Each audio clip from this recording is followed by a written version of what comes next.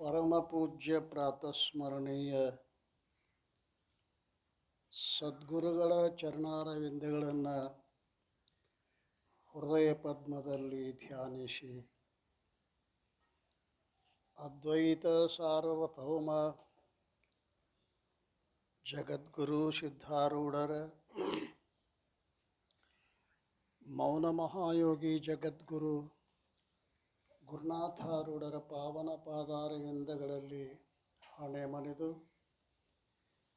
ಬ್ರಹ್ಮವಿದ್ಯಾ ಸಂಪ್ರದಾಯ ಕರ್ತೃಗಳಾದ ಸಮಸ್ತ ಋಷಿ ಮುನಿ ಸಂತ ಶರಣರ ಚರಣಾರವಿಂದಗಳಲ್ಲಿ ಅಭಿವಂದಿಸಿ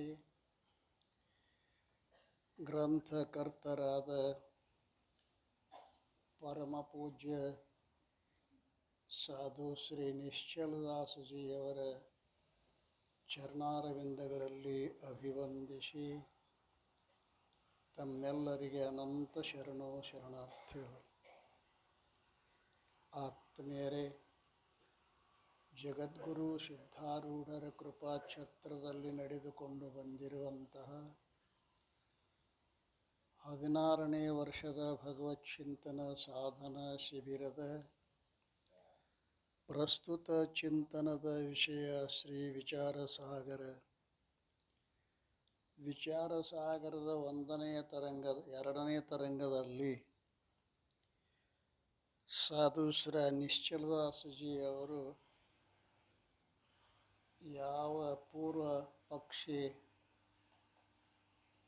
ಅಧ್ಯಾಸಕ್ಕೆ 5 ಸಾಧನಗಳದಾವೆ,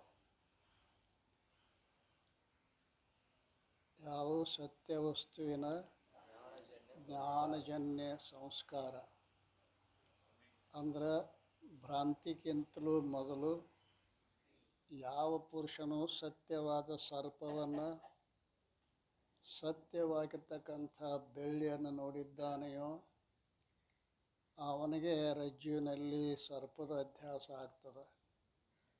ಯಾಕಂದರೆ ಆ ಸತ್ಯವಸ್ತಿನ ಜ್ಞಾನಜನ್ಯ ಸಂಸ್ಕಾರ ಅವನ ಅಂತಃಕರಣದಲ್ಲಿರೋಣದರಿಂದ ರಜ್ಜುವಿನಲ್ಲಿ ಸರ್ಪದ ಅಧ್ಯಾಸ ಆಗ್ತದೆ. ಅದಕ್ಕೆ ಸತ್ಯವಸ್ತುವಿನ ಜ್ಞಾನಜನ್ಯ ಸಂಸ್ಕಾರ ಇದು ಅಧ್ಯಾಸಕ್ಕೆ ಒಂದು ಹೇತು ಅದ. ಎರಡನೇದ್ದು ಯಾವುದು? ಅಧ್ಯಾಸಕ್ಕೆ ಹೇತು ಎರಡನೇದು ಪ್ರಮಾತೃ ಪ್ರಮಾಣ ಪ್ರಮೇಯ. ಪ್ರಮಾತೃದೋಷ ಯಾವುದದು? ಪ್ರಮಾತೃವಿನಲ್ಲಿ ಭಯ ಲೋಭ. ಈ ಭಯ ಲೋಭಗಳು ಪ್ರಮಾತೃನಲ್ಲಿದ್ದರೆ ಭಯ ಇದ್ದವನಿಗೆ ಸರ್ಪದ ಭ್ರಮ ಆಗ್ತದೆ, ಲೋಭ ಇದ್ದವನಿಗೆ ಬೆಳ್ಳಿ ಭ್ರಮ ಆಗ್ತದೆ. ಈ ರೀತಿ ಸತ್ಯವಸ್ತುವಿನ ಜ್ಞಾನಜನ್ಯ ಸಂಸ್ಕಾರ ಮತ್ತು ಪ್ರಮೇಯ ದೋಷ, ಪ್ರಮಾತೃದೋಷ, ಪ್ರಮೇಯ ದೋಷ. ಪ್ರಮೇಯ ದೋಷ ಯಾವುದು? ಸಾದೃಶ್ಯ. ರಜ್ಜುವಿನಲ್ಲಿ ಸರ್ಪದ ಅಧ್ಯಾಸನ ಆಗ್ತದೆ, ಶಿಂಪಿಯಲ್ಲಿ ಬೆಳ್ಳಿ ಅಧ್ಯಾಸನ ಆಗ್ತದೆ. ರಜ್ಜುವಿನಲ್ಲಿ ಬೆಳ್ಳಿ ಅಧ್ಯಾಸ ಆಗೋದಿಲ್ಲ ಅಲ್ರಿ, ಶಿಂಪಿಯಲ್ಲಿ ಸರ್ಪದ ಅಧ್ಯಾಸ ಆಗೋದಿಲ್ಲ. ಕಾರಣ ಏನು ಅಂತ ಕೇಳಿದ್ರೆ ಸಾದೃಶ್ಯ ದೋಷ. ಸಾದೃಶ್ಯ ದೋಷನೂ ಕೂಡ ಯಾವುದು? ಪ್ರಮೇಯ ದೋಷ ಅಂತ ಕರೀತಾರೆ. ಪ್ರಮಾತೃ ದೋಷ, ಪ್ರಮೇಯ ದೋಷ, ಪ್ರಮಾಣ ದೋಷ. ಯಾವುದು ಪ್ರಮಾಣ ದೋಷ?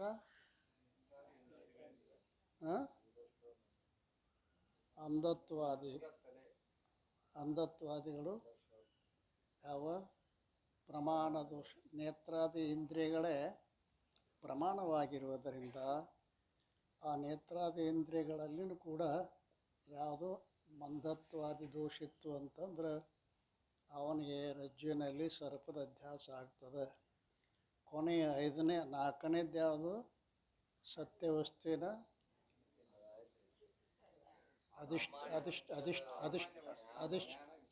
ಅಧಿಷ್ಠಾನದ ಸಾಮಾನ್ಯ ಜ್ಞಾನ, ವಿಶೇಷದ ಅಜ್ಞಾನ. ಇವಿಷ್ಟು ಅಧ್ಯಾಸದ ಹೇತು. ಇವು ಇದ್ರನ ಅಧ್ಯಾಸ ಆಗ್ತದೆ. ಇವಿದ್ದಿದ್ದಿಲ್ಲ ಅಂದ್ರೆ ಅಧ್ಯಾಸ ಆಗೋದಿಲ್ಲ. ಬಂಧ ಅಧ್ಯಾಸ ಅಂತ ನೀವು ಅಂತೀರಿ ಅಲ್ಲ, ಅಧ್ಯಾಸ ಆಗಿದ್ದರೆ ಈ ಬಂಧದ ಸಾಮಗ್ರಿಗಳು ಇರಬೇಕಾಗಿತ್ತು, ಅಲ್ಲಿಲ್ಲ ಅಂತ ಹೇಳ್ತಾನೆ. ಈಗ ಸತ್ಯವಸ್ತು ಜ್ಞಾನಜನ್ಯ ಸಂಸ್ಕಾರದ ಖಂಡನೆ ಮಾಡ್ತಾರೆ.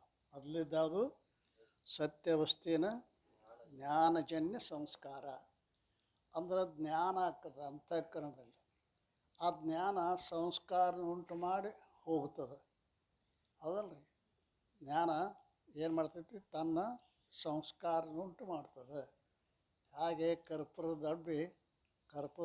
ಡಬ್ಬ್ಯಾಗ ಕರ್ಪೂರ ತನ್ನ ಸಂಸ್ಕಾರವನ್ನು ಹೆಂಗೆ ಮಾಡ್ತದೆ? ನಮ್ಮ ಅಂತಃಕರಣದೊಳಗೆ ಸತ್ಯ ವಸ್ತುವಿನ ಜ್ಞಾನ ಇರಬೇಕು, ಆ ಜ್ಞಾನಜನ್ಯ ಸಂಸ್ಕಾರ ಇರಬೇಕು. ಆವಾಗ ಅವನಿಗೆ ಏನಾಗ್ತದೆ ಅಂತ ಕೇಳಿದ್ರೆ ಅಧ್ಯಾಸ ಆಗ್ತದೆ. ಈಗ ಅದು ಅಸಿದ್ಧಿ ಮಾಡ್ತಾನೆ. ಏನು ಅಸಿದ್ಧಿ ಮಾಡ್ತಾನೆ? ಬಂಧದ ಅಧ್ಯಾಸದಲ್ಲಿ ಸತ್ಯವಸ್ತುವಿನ ಜ್ಞಾನದಿಂದ ಹುಟ್ಟಿದ ಸಂಸ್ಕಾರದ ಅಸಿದ್ಧಿ. ಅದು ಹ್ಯಾಂಗೆ ಮಾಡ್ತಾನೆ? ಅದರಂತೆ ಬಂಧದ ಅಧ್ಯಾಸದಲ್ಲಿ ಅಲ್ರಿ 47ನೇ ಅಂಕ. ಅದರಂತೆ ಬಂಧದ ಅಧ್ಯಾಸದಲ್ಲಿ ಒಂದಾದರೂ ಕೂಡ ಕಾರಣವಿರುವುದಿಲ್ಲ. ಬಂಧವು ಎಲ್ಲಿಯಾದರೂ ಸತ್ಯವಾಗಿ ಇದ್ದರೆ ಅದರ ಜ್ಞಾನಜನ್ಯ ಸಂಸ್ಕಾರದಿಂದ ಆತ್ಮನಲ್ಲಿ ಮಿಥ್ಯಾ ಬಂಧವು ಪ್ರತೀತಿ ಆಗುವುದು. ಆದರೆ ಸಿದ್ಧಾಂತದಲ್ಲಿ ಆತ್ಮನಕ್ಕಿಂತಲೂ ಭಿನ್ನವಾದ ಯಾವ ವಸ್ತು ಸತ್ಯವಸ್ತು ಇರುವುದೇ ಇಲ್ಲ. ಆದ್ದರಿಂದ ಸತ್ಯವಸ್ತುವಿನ ಜ್ಞಾನ ಇಲ್ಲ, ಜ್ಞಾನಜನ್ಯ ಸಂಸ್ಕಾರ ಇದರ ಅಭಾವ ಇರೋಣದರಿಂದ ಆತ್ಮನಲ್ಲಿ ಬಂಧದ ಅಧ್ಯಾಸ ಸಂಭವಿಸುವುದಿಲ್ಲ. ಏನತ್ತು? ಈ ಭ್ರಾಂತಿ ಆಗೋಕ್ಕಿಂತಲೂ ಪೂರ್ವದಲ್ಲಿ ಸತ್ಯದ ಬಂಧವನ್ನು ನೋಡಿರಬೇಕು, ಹೌದಲ್ರಿ? ಈ ಸತ್ಯದ ಬಂಧ ಆ ಅಧ್ಯಾಸ ಪೂರ್ವದಲ್ಲಿ ಇರೋದೇ ಇಲ್ಲ. ಯಾಕಂದ್ರೆ ಆತ್ಮಲಿ ಮಿಥ್ಯಾ ಬಂಧ ಪ್ರತೀತಿ ಆಗೋದು. ಆದರೆ ಸಿದ್ಧಾಂತದಲ್ಲಿ ಆತ್ಮನಕ್ಕಿಂತಲೂ ಭಿನ್ನವಾದ ಯಾವ ಸತ್ಯವಸ್ತು ಇರುವುದೇ ಇಲ್ಲ. ನೀವೇ ಹೇಳ್ತೀರಿ ಏನಂತ? ಆತ್ಮನಿಗಿಂತಲೂ ಭಿನ್ನವಾದ ಸತ್ಯ ಮತ್ತೊಂದು ಇಲ್ಲ. ಅದು ಇಲ್ಲ ಆದ್ದರಿಂದ ಅದರ ಜ್ಞಾನ ಇಲ್ಲ. ಜ್ಞಾನ ಇಲ್ಲದ್ರಿಂದ ಜ್ಞಾನದ ಸಂಸ್ಕಾರವು ಇಲ್ಲ. ಇದೊಂದು ಅಸಿದ್ಧಿ ಮಾಡಿದ. ಎರಡನೇದ್ದು, ಬಂಧದ ಅಧ್ಯಾಸದಲ್ಲಿ ಪ್ರಮೇಯ ದೋಷದ ಅಸಿದ್ಧಿ. ಪ್ರಮೇಯ ದೋಷ ಅಂದರೆ ಅದಕ್ಕಂತಾರೆ ಸಾದೃಶ್ಯ ದೋಷ. ರಜ್ಜುವಿನಲ್ಲಿ ಸರ್ಪದ ಸಾದೃಶ್ಯದ, ಬೆಳ್ಳಿಯಲ್ಲಿ ಶಿಂಪಿಯಲ್ಲಿ ಬೆಳ್ಳಿಯ ಸಾದೃಶ್ಯದ. ಈ ಸಾದೃಶ್ಯವು ಕೂಡ ಇರುವುದಿಲ್ಲ, ಇಲ್ಲ ಅಂತ ಸಿದ್ಧ ಮಾಡೋದಾನ. ಇದಕ್ಕೆ ವಿರುದ್ಧವಾಗಿ ತಮಃ ಪ್ರಕಾಶದಂತೆ ವಿಪರೀತ ಸ್ವಭಾವ ಇರುವುದು. ಆತ್ಮನಿಗೂ ಬಂಧಕ್ಕೂ ಸಾದೃಶ್ಯ ಇಲ್ಲ. ಆತ್ಮನಲ್ಲಿ ಬಂಧದ ಅಧ್ಯಾಸ ಆಗಬೇಕಾಗಿತ್ತಂದ್ರೆ ಆತ್ಮನಿಗೂ ಬಂಧಕ್ಕೂ ಸಾದೃಶ್ಯ ಇಲ್ಲ. ಹಾಗಕ್ಕೂ ಹಾವಿಗೂ ಸಾದೃಶ್ಯ ಇರ್ತದೆ, ಹಂಗೆ ಆತ್ಮನಿಗೂ ಬಂಧಕ್ಕೂ ಸಾದೃಶ್ಯ ಇಲ್ಲ ಕೂಡ. ಅದಕ್ಕೆ ವಿರುದ್ಧವಾಗಿ ಸಾದೃಶ್ಯ ಅಲ್ಲ, ವಿರುದ್ಧದ ತಮ ಪ್ರಕಾಶದಂತೆ. ತಮ ಮತ್ತು ಪ್ರಕಾಶ, ಕತ್ತಲೆ ಮತ್ತು ಪ್ರಕಾಶ ಅಲ್ಲಿರ್ದವ ಸಾದೃಶ್ಯ ಇಲ್ಲ, ಅವರಲ್ಲಿ ವಿರುದ್ಧದವು. ಆತ್ಮ ಪ್ರತ್ಯಕ್ ಇರುವನು, ಬಂಧ ಪರಕ್ಕಿರುವುದು. ಪ್ರತ್ಯಕ್ ಅಂದ್ರೆ ಅಂತರ, ಅಂದರೆ ಒಳಗೆ. ಪ್ರತ್ಯಕ್ ಆತ್ಮ ಅಂತೀವಲ್ಲ, ಪ್ರತ್ಯಕ್ ಆತ್ಮ. ಹಾಗೆ ಪ್ರತ್ಯಕ್ ಅಂದ್ರೇನು? ಒಳಗೆ.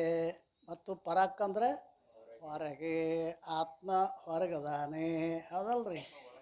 ಆತ್ಮ ಒಳಗದಾನೆ, ಬಂಧ ಹೊರಗದ. ಈ ರೀತಿಯಾಗಿ ಏನದ ಅಂತ ಸಾದೃಶ್ಯ ಇಲ್ಲ. ಆತ್ಮ ವಿಷಯಿ ಇರುವನು ಮತ್ತು ಬಂಧ ವಿಷಯ.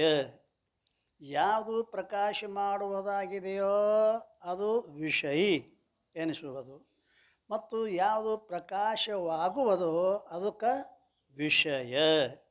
ವಿಷಯ ವಿಷಯಿ ಅತಿಲ್ಲ. ಈ ರೀತಿ ಪ್ರತ್ಯೇಕದಲ್ಲಿ ಪರಾಕ್ಕದ ಹಾಗೂ ಪರಾಕ್ಕದಲ್ಲಿ ಪ್ರತ್ಯೇಕದ ಅಧ್ಯಾಸ ಆಗುವುದಿಲ್ಲ. ಹೇಗೆಂದರೆ ಪುತ್ರಾದಿಗಳ ಅಪೇಕ್ಷೆಯಿಂದ ದೇಹವು ಏನಾಗೈತೆ ಅಂತ ಕೇರ ಪ್ರತ್ಯಕ್ ಇರುವುದು. ಅದರಲ್ಲಿ ಅಂದರೆ ದೇಹದಲ್ಲಿ ಪುತ್ರಾದಿಗಳ ಮತ್ತು ಪುತ್ರಾದಿಗಳಲ್ಲಿ ದೇಹದ ಅಧ್ಯಾಸ ಆಗುವುದೇ ಇಲ್ಲ. ಇನ್ನು ವಿಷಯದಲ್ಲಿ ವಿಷಯ ಹಾಗೂ ವಿಷಯಿಯಲ್ಲಿ ವಿಷಯದ ಅಧ್ಯಾಸ ಆಗುವುದಿಲ್ಲ. ವಿಷಯದಲ್ಲಿ ವಿಷಯಿಯಲ್ಲಿ ವಿಷಯದ ಅಧ್ಯಾಸ ಆಗುವುದಿಲ್ಲ. ಹೇಗಂದ್ರೆ ವಿಷಯಗಳಾದ ಯಾವ ಘಟಾದಿಗಳಿರುವವೋ ಅವುಗಳಲ್ಲಿ ವಿಷಯಿಯಾದ ದೀಪಕದ ಮತ್ತು ದೀಪಕದಲ್ಲಿ ಘಟಾದಿಗಳ ಅಧ್ಯಾಸ ಆಗುವುದಿಲ್ಲ. ಅದರಂತೆ ಸಾದೃಶ್ಯದ ಅಭಾವವಿರುವುದರಿಂದ ಪ್ರತ್ಯಕ್ ರೂಪ ವಿಷಯಿಯಾದ ಆ ಯಾವ ಆತ್ಮ ಅವನು ಪ್ರಾಕ್ ರೂಪ ವಿಷಯದ ಬಂಧದ ಪರಾಕ್ ವಿಷಯ ರೂಪ ಬಂಧದ ಅಧ್ಯಾಸ ಆಗುವುದಿಲ್ಲ. ಇನ್ನು ಪ್ರತ್ಯೇಕಕ್ಕೂ ಪರಾಕ್ಕಕ್ಕೂ ವಿರೋಧವಿದೆ. ಹೌದಲ್ಲ? ಪ್ರತ್ಯೇಕಕ್ಕೂ ಪರಾಕ್ಕಕ್ಕೂ ವಿರೋಧ, ವಿಷಯಕ್ಕೂ ವಿಷಯಿಗೂ ಏನದ ವಿರೋಧದ, ಸಾದೃಶ್ಯ ಇರುವುದಿಲ್ಲ. ಆದ್ದರಿಂದ ಬಂಧದ ಅಧ್ಯಾಸವು ಆತ್ಮನಲ್ಲಿ ಸಂಭವಿಸುವುದಿಲ್ಲ. ಎರಡನ್ನ ಅಸಿದ್ಧಿ ಮಾಡಿದ. ಏನೇನೋ ಸತ್ಯ ವಸ್ತುವಿನ ಜ್ಞಾನಜನ್ಯ ಸಂಸ್ಕಾರ ಇಲ್ಲ. ಎರಡನೇದ್ದು ಸಾದೃಶ್ಯ ದೋಷ ಇಲ್ಲ. ಬಂಧಕ್ಕೂ ಆತ್ಮನಿಗೂ ಸಾದೃಶ್ಯ ಇಲ್ಲ. ಮೂರನೇದು ಬಂಧದ ಅಧ್ಯಾಸದಲ್ಲಿ ಪ್ರಮಾತಾದೇಕ ದೋಷ. ಎರಡನ್ನೂ ಒಮ್ಮೆ ಸಿದ್ಧಿ ಮಾಡ್ತಾನೆ. ಪ್ರಮಾತ ಮತ್ತು ಮತ್ಯಾವುದು ಪ್ರಮಾತ ಒಂದು ಪ್ರಮೇಯ ದೋಷದ ಅಸಿದ್ಧಿ ಮಾಡ್ಯಾನೆ. ಇವತ್ತು ಯಾವುದು ಪ್ರಮಾತ ಮತ್ತು ಪ್ರಮಾಣ. ಇಲ್ಲಿ ಏನು ಹೇಳ್ತಾನೆ, ಅದರಂತೆ ಪ್ರಮಾತ ದೋಷ ಮತ್ತು ಪ್ರಮಾಣ ದೋಷಗಳಾದರೂ ಅಭಾವ ಇರುತ್ತದೆ. ಪ್ರಮಾತ ದೋಷನೂ ಅಭಾವದ ಮತ್ತು ಪ್ರಮಾಣ ದೋಷವೂ ಅಭಾವ. ಏಕೆಂದರೆ ಪ್ರಮಾತ ಮೊದಲಾದ ಸರ್ವ ಪ್ರಪಂಚವು ಅಧ್ಯಾಸ ರೂಪವೇ ಇರುತ್ತದೆ. ಎಲ್ಲ ಪ್ರಪಂಚ ಏನದ, ಇದು ಅಧ್ಯಾಸ ರೂಪನೇ ಅದ. ಆದ್ದರಿಂದ ಅಧ್ಯಾಸ ರೂಪವೇ ಇರುತ್ತದೆ, ಅದುವೇ ಬಂಧವಿರುತ್ತದೆ ಅಲ್ರಿ. ಈ ಬಂಧದೊಳಗನೆ ಏನಾಗ್ಯಾನ ಇವ ಪ್ರಮಾತನೂ ಅದ್ರಾಗ ಅದಾನ, ಪ್ರಪಂಚದೊಳಗನ ಪ್ರಮಾಣವೂ ಕೂಡ ಆ ಪ್ರಪಂಚದೊಳಗನ ಇರೋಣದ್ರಿಂದ ಇದು ವೇದಾಂತದ ಸಿದ್ಧಾಂತವಿರುತ್ತದೆ. ನೀವೇ ಈ ಮಾತನ್ನು ಹೇಳ್ತಾ ಇದ್ದೀರಿ ಅಂತಾನ ಪೂರ್ವ ಪಕ್ಷಿ. ಈ ರೀತಿಯಿಂದ ಬಂಧದ ಅಧ್ಯಾಸಕ್ಕಿಂತಲೂ ಪೂರ್ವದಲ್ಲಿ ಏನಿಲ್ಲ, ಪ್ರಮಾತ ಇಲ್ಲ, ಪ್ರಮಾಣಗಳು ಇಲ್ಲವೇ ಇಲ್ಲ, ಅವತರ ಸ್ವರೂಪನ ಇಲ್ಲ, ಅಶುದ್ಧವಿದೆ ಮತ್ತು ಅವುಗಳ ದೋಷವಾದರೂ ಅಶುದ್ಧವಿರುತ್ತದೆ. ಆದ್ದರಿಂದ ಬಂಧದ ಅಧ್ಯಾಸವು ಸಂಭವಿಸುವುದೇ ಇಲ್ಲ. ಏಸದು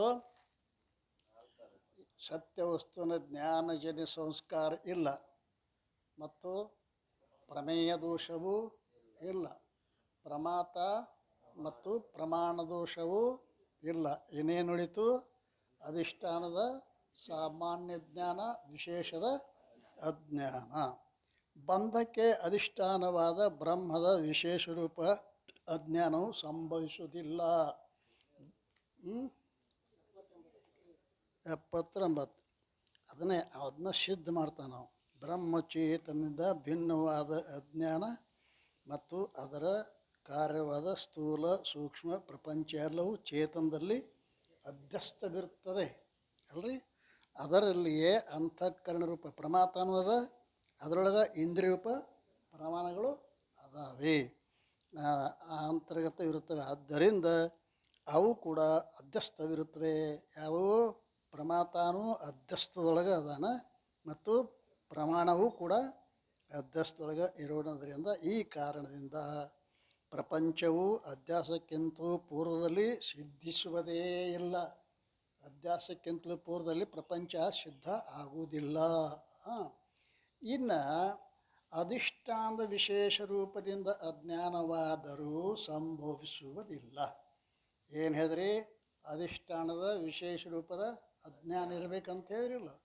ಅದು ಕೂಡ ಇಲ್ಲೇ ಸಂಭವಿಸುವುದಿಲ್ಲ. ಏಕೆಂದರೆ ಯಾವ ಬಂಧದ ಅಧಿಷ್ಠಾನ ಬ್ರಹ್ಮವಿರೋದೋ ಅದು ಸ್ವಯಂ ಪ್ರಕಾಶ ಜ್ಞಾನರೂಪವಿರುತ್ತದೆ. ಅದು ಹೆಂಗತಿ? ಸ್ವಯಂ ಪ್ರಕಾಶದ ಬ್ರಹ್ಮ, ಅಧಿಷ್ಠಾನವಾದ ಬ್ರಹ್ಮ ಸ್ವಯಂ ಪ್ರಕಾಶದ. ಆ ಸ್ವಯಂ ಪ್ರಕಾಶ ರೂಪ ಜ್ಞಾನರೂಪ ಬ್ರಹ್ಮದಲ್ಲಿ ಸೂರ್ಯನಲ್ಲಿ ಕತ್ತಲೆಯಂತೆ ಅಜ್ಞಾನವು ಸಂಭವಿಸುವುದಿಲ್ಲ. ಸೂರ್ಯನಲ್ಲಿ ಕತ್ತಲೆ ಆಗಿರಲಿಕ್ಕೆ ಸಾಧ್ಯವಿಲ್ಲವೋ ಸ್ವಯಂ ಪ್ರಕಾಶ ರೂಪನಾಗಿರ್ತಕ್ಕಂಥ ಬ್ರಹ್ಮದಲ್ಲಿ ಅಜ್ಞಾನ ರೂಪ ಕತ್ತಲೆ ಎನ್ನುವಂಥದ್ದು ಸಂಭವಿಸುವುದೇ ಇಲ್ಲ. ಹೇಗೆ ಪ್ರಕಾಶಮಾನ ಸೂರ್ಯನೊಡನೆ ಕತ್ತಲೆಯು ವಿರೋಧವಿರುವುದೋ ಹಾಗೆ ಚೇತನ ಪ್ರಕಾಶಕ್ಕೂ ಮತ್ತು ತಮೋರೂಪ ಅಜ್ಞಾನಕ್ಕೂ ಪರಸ್ಪರ ವಿರೋಧವಿರುತ್ತದೆ ಅಲ್ರಿ. ಈಗ ಅಧಿಷ್ಠಾನದ ಅಧಿಷ್ಠಾನದ ವಿಶೇಷ ರೂಪದ ಅಜ್ಞಾನ ಸಂಭವಿಸುವುದಿಲ್ಲ. ಅಧಿಷ್ಠಾನದ ಅಜ್ಞಾನವನ್ನು ಅಂಗೀಕಾರ ಮಾಡಿದಾಗ್ಯಾದರೂ ಕೂಡ ಬಂಧದ ಅಧ್ಯಾನವು ಸಂಭವಿಸುವುದಿಲ್ಲ. ಇಲ್ಲ ಅಧಿಷ್ಠಾನದ ಅಜ್ಞಾನ ಅಂಗೀಕಾರ ಮಾಡಿದರೂ ಕೂಡ ಅಧಿಷ್ಠಾನದ ಅಜ್ಞಾನ ಐತಿಪ್ಪ ಅಂತ ಅಂತಂದ್ರೆ ಅದು ಕೂಡ ಅದರಿಂದ ಕೂಡ ಅಧ್ಯಾಸ ಸಂಭವಿಸುವುದಿಲ್ಲ. ಯಾಕಂದರೆ ಅತ್ಯಂತ ಅಜ್ಞಾತದಲ್ಲಿ ಹಾಗೂ ಅತ್ಯಂತ ಜ್ಞಾತದಲ್ಲಿ ಅಧ್ಯಾಸವಿರುವುದಿಲ್ಲ.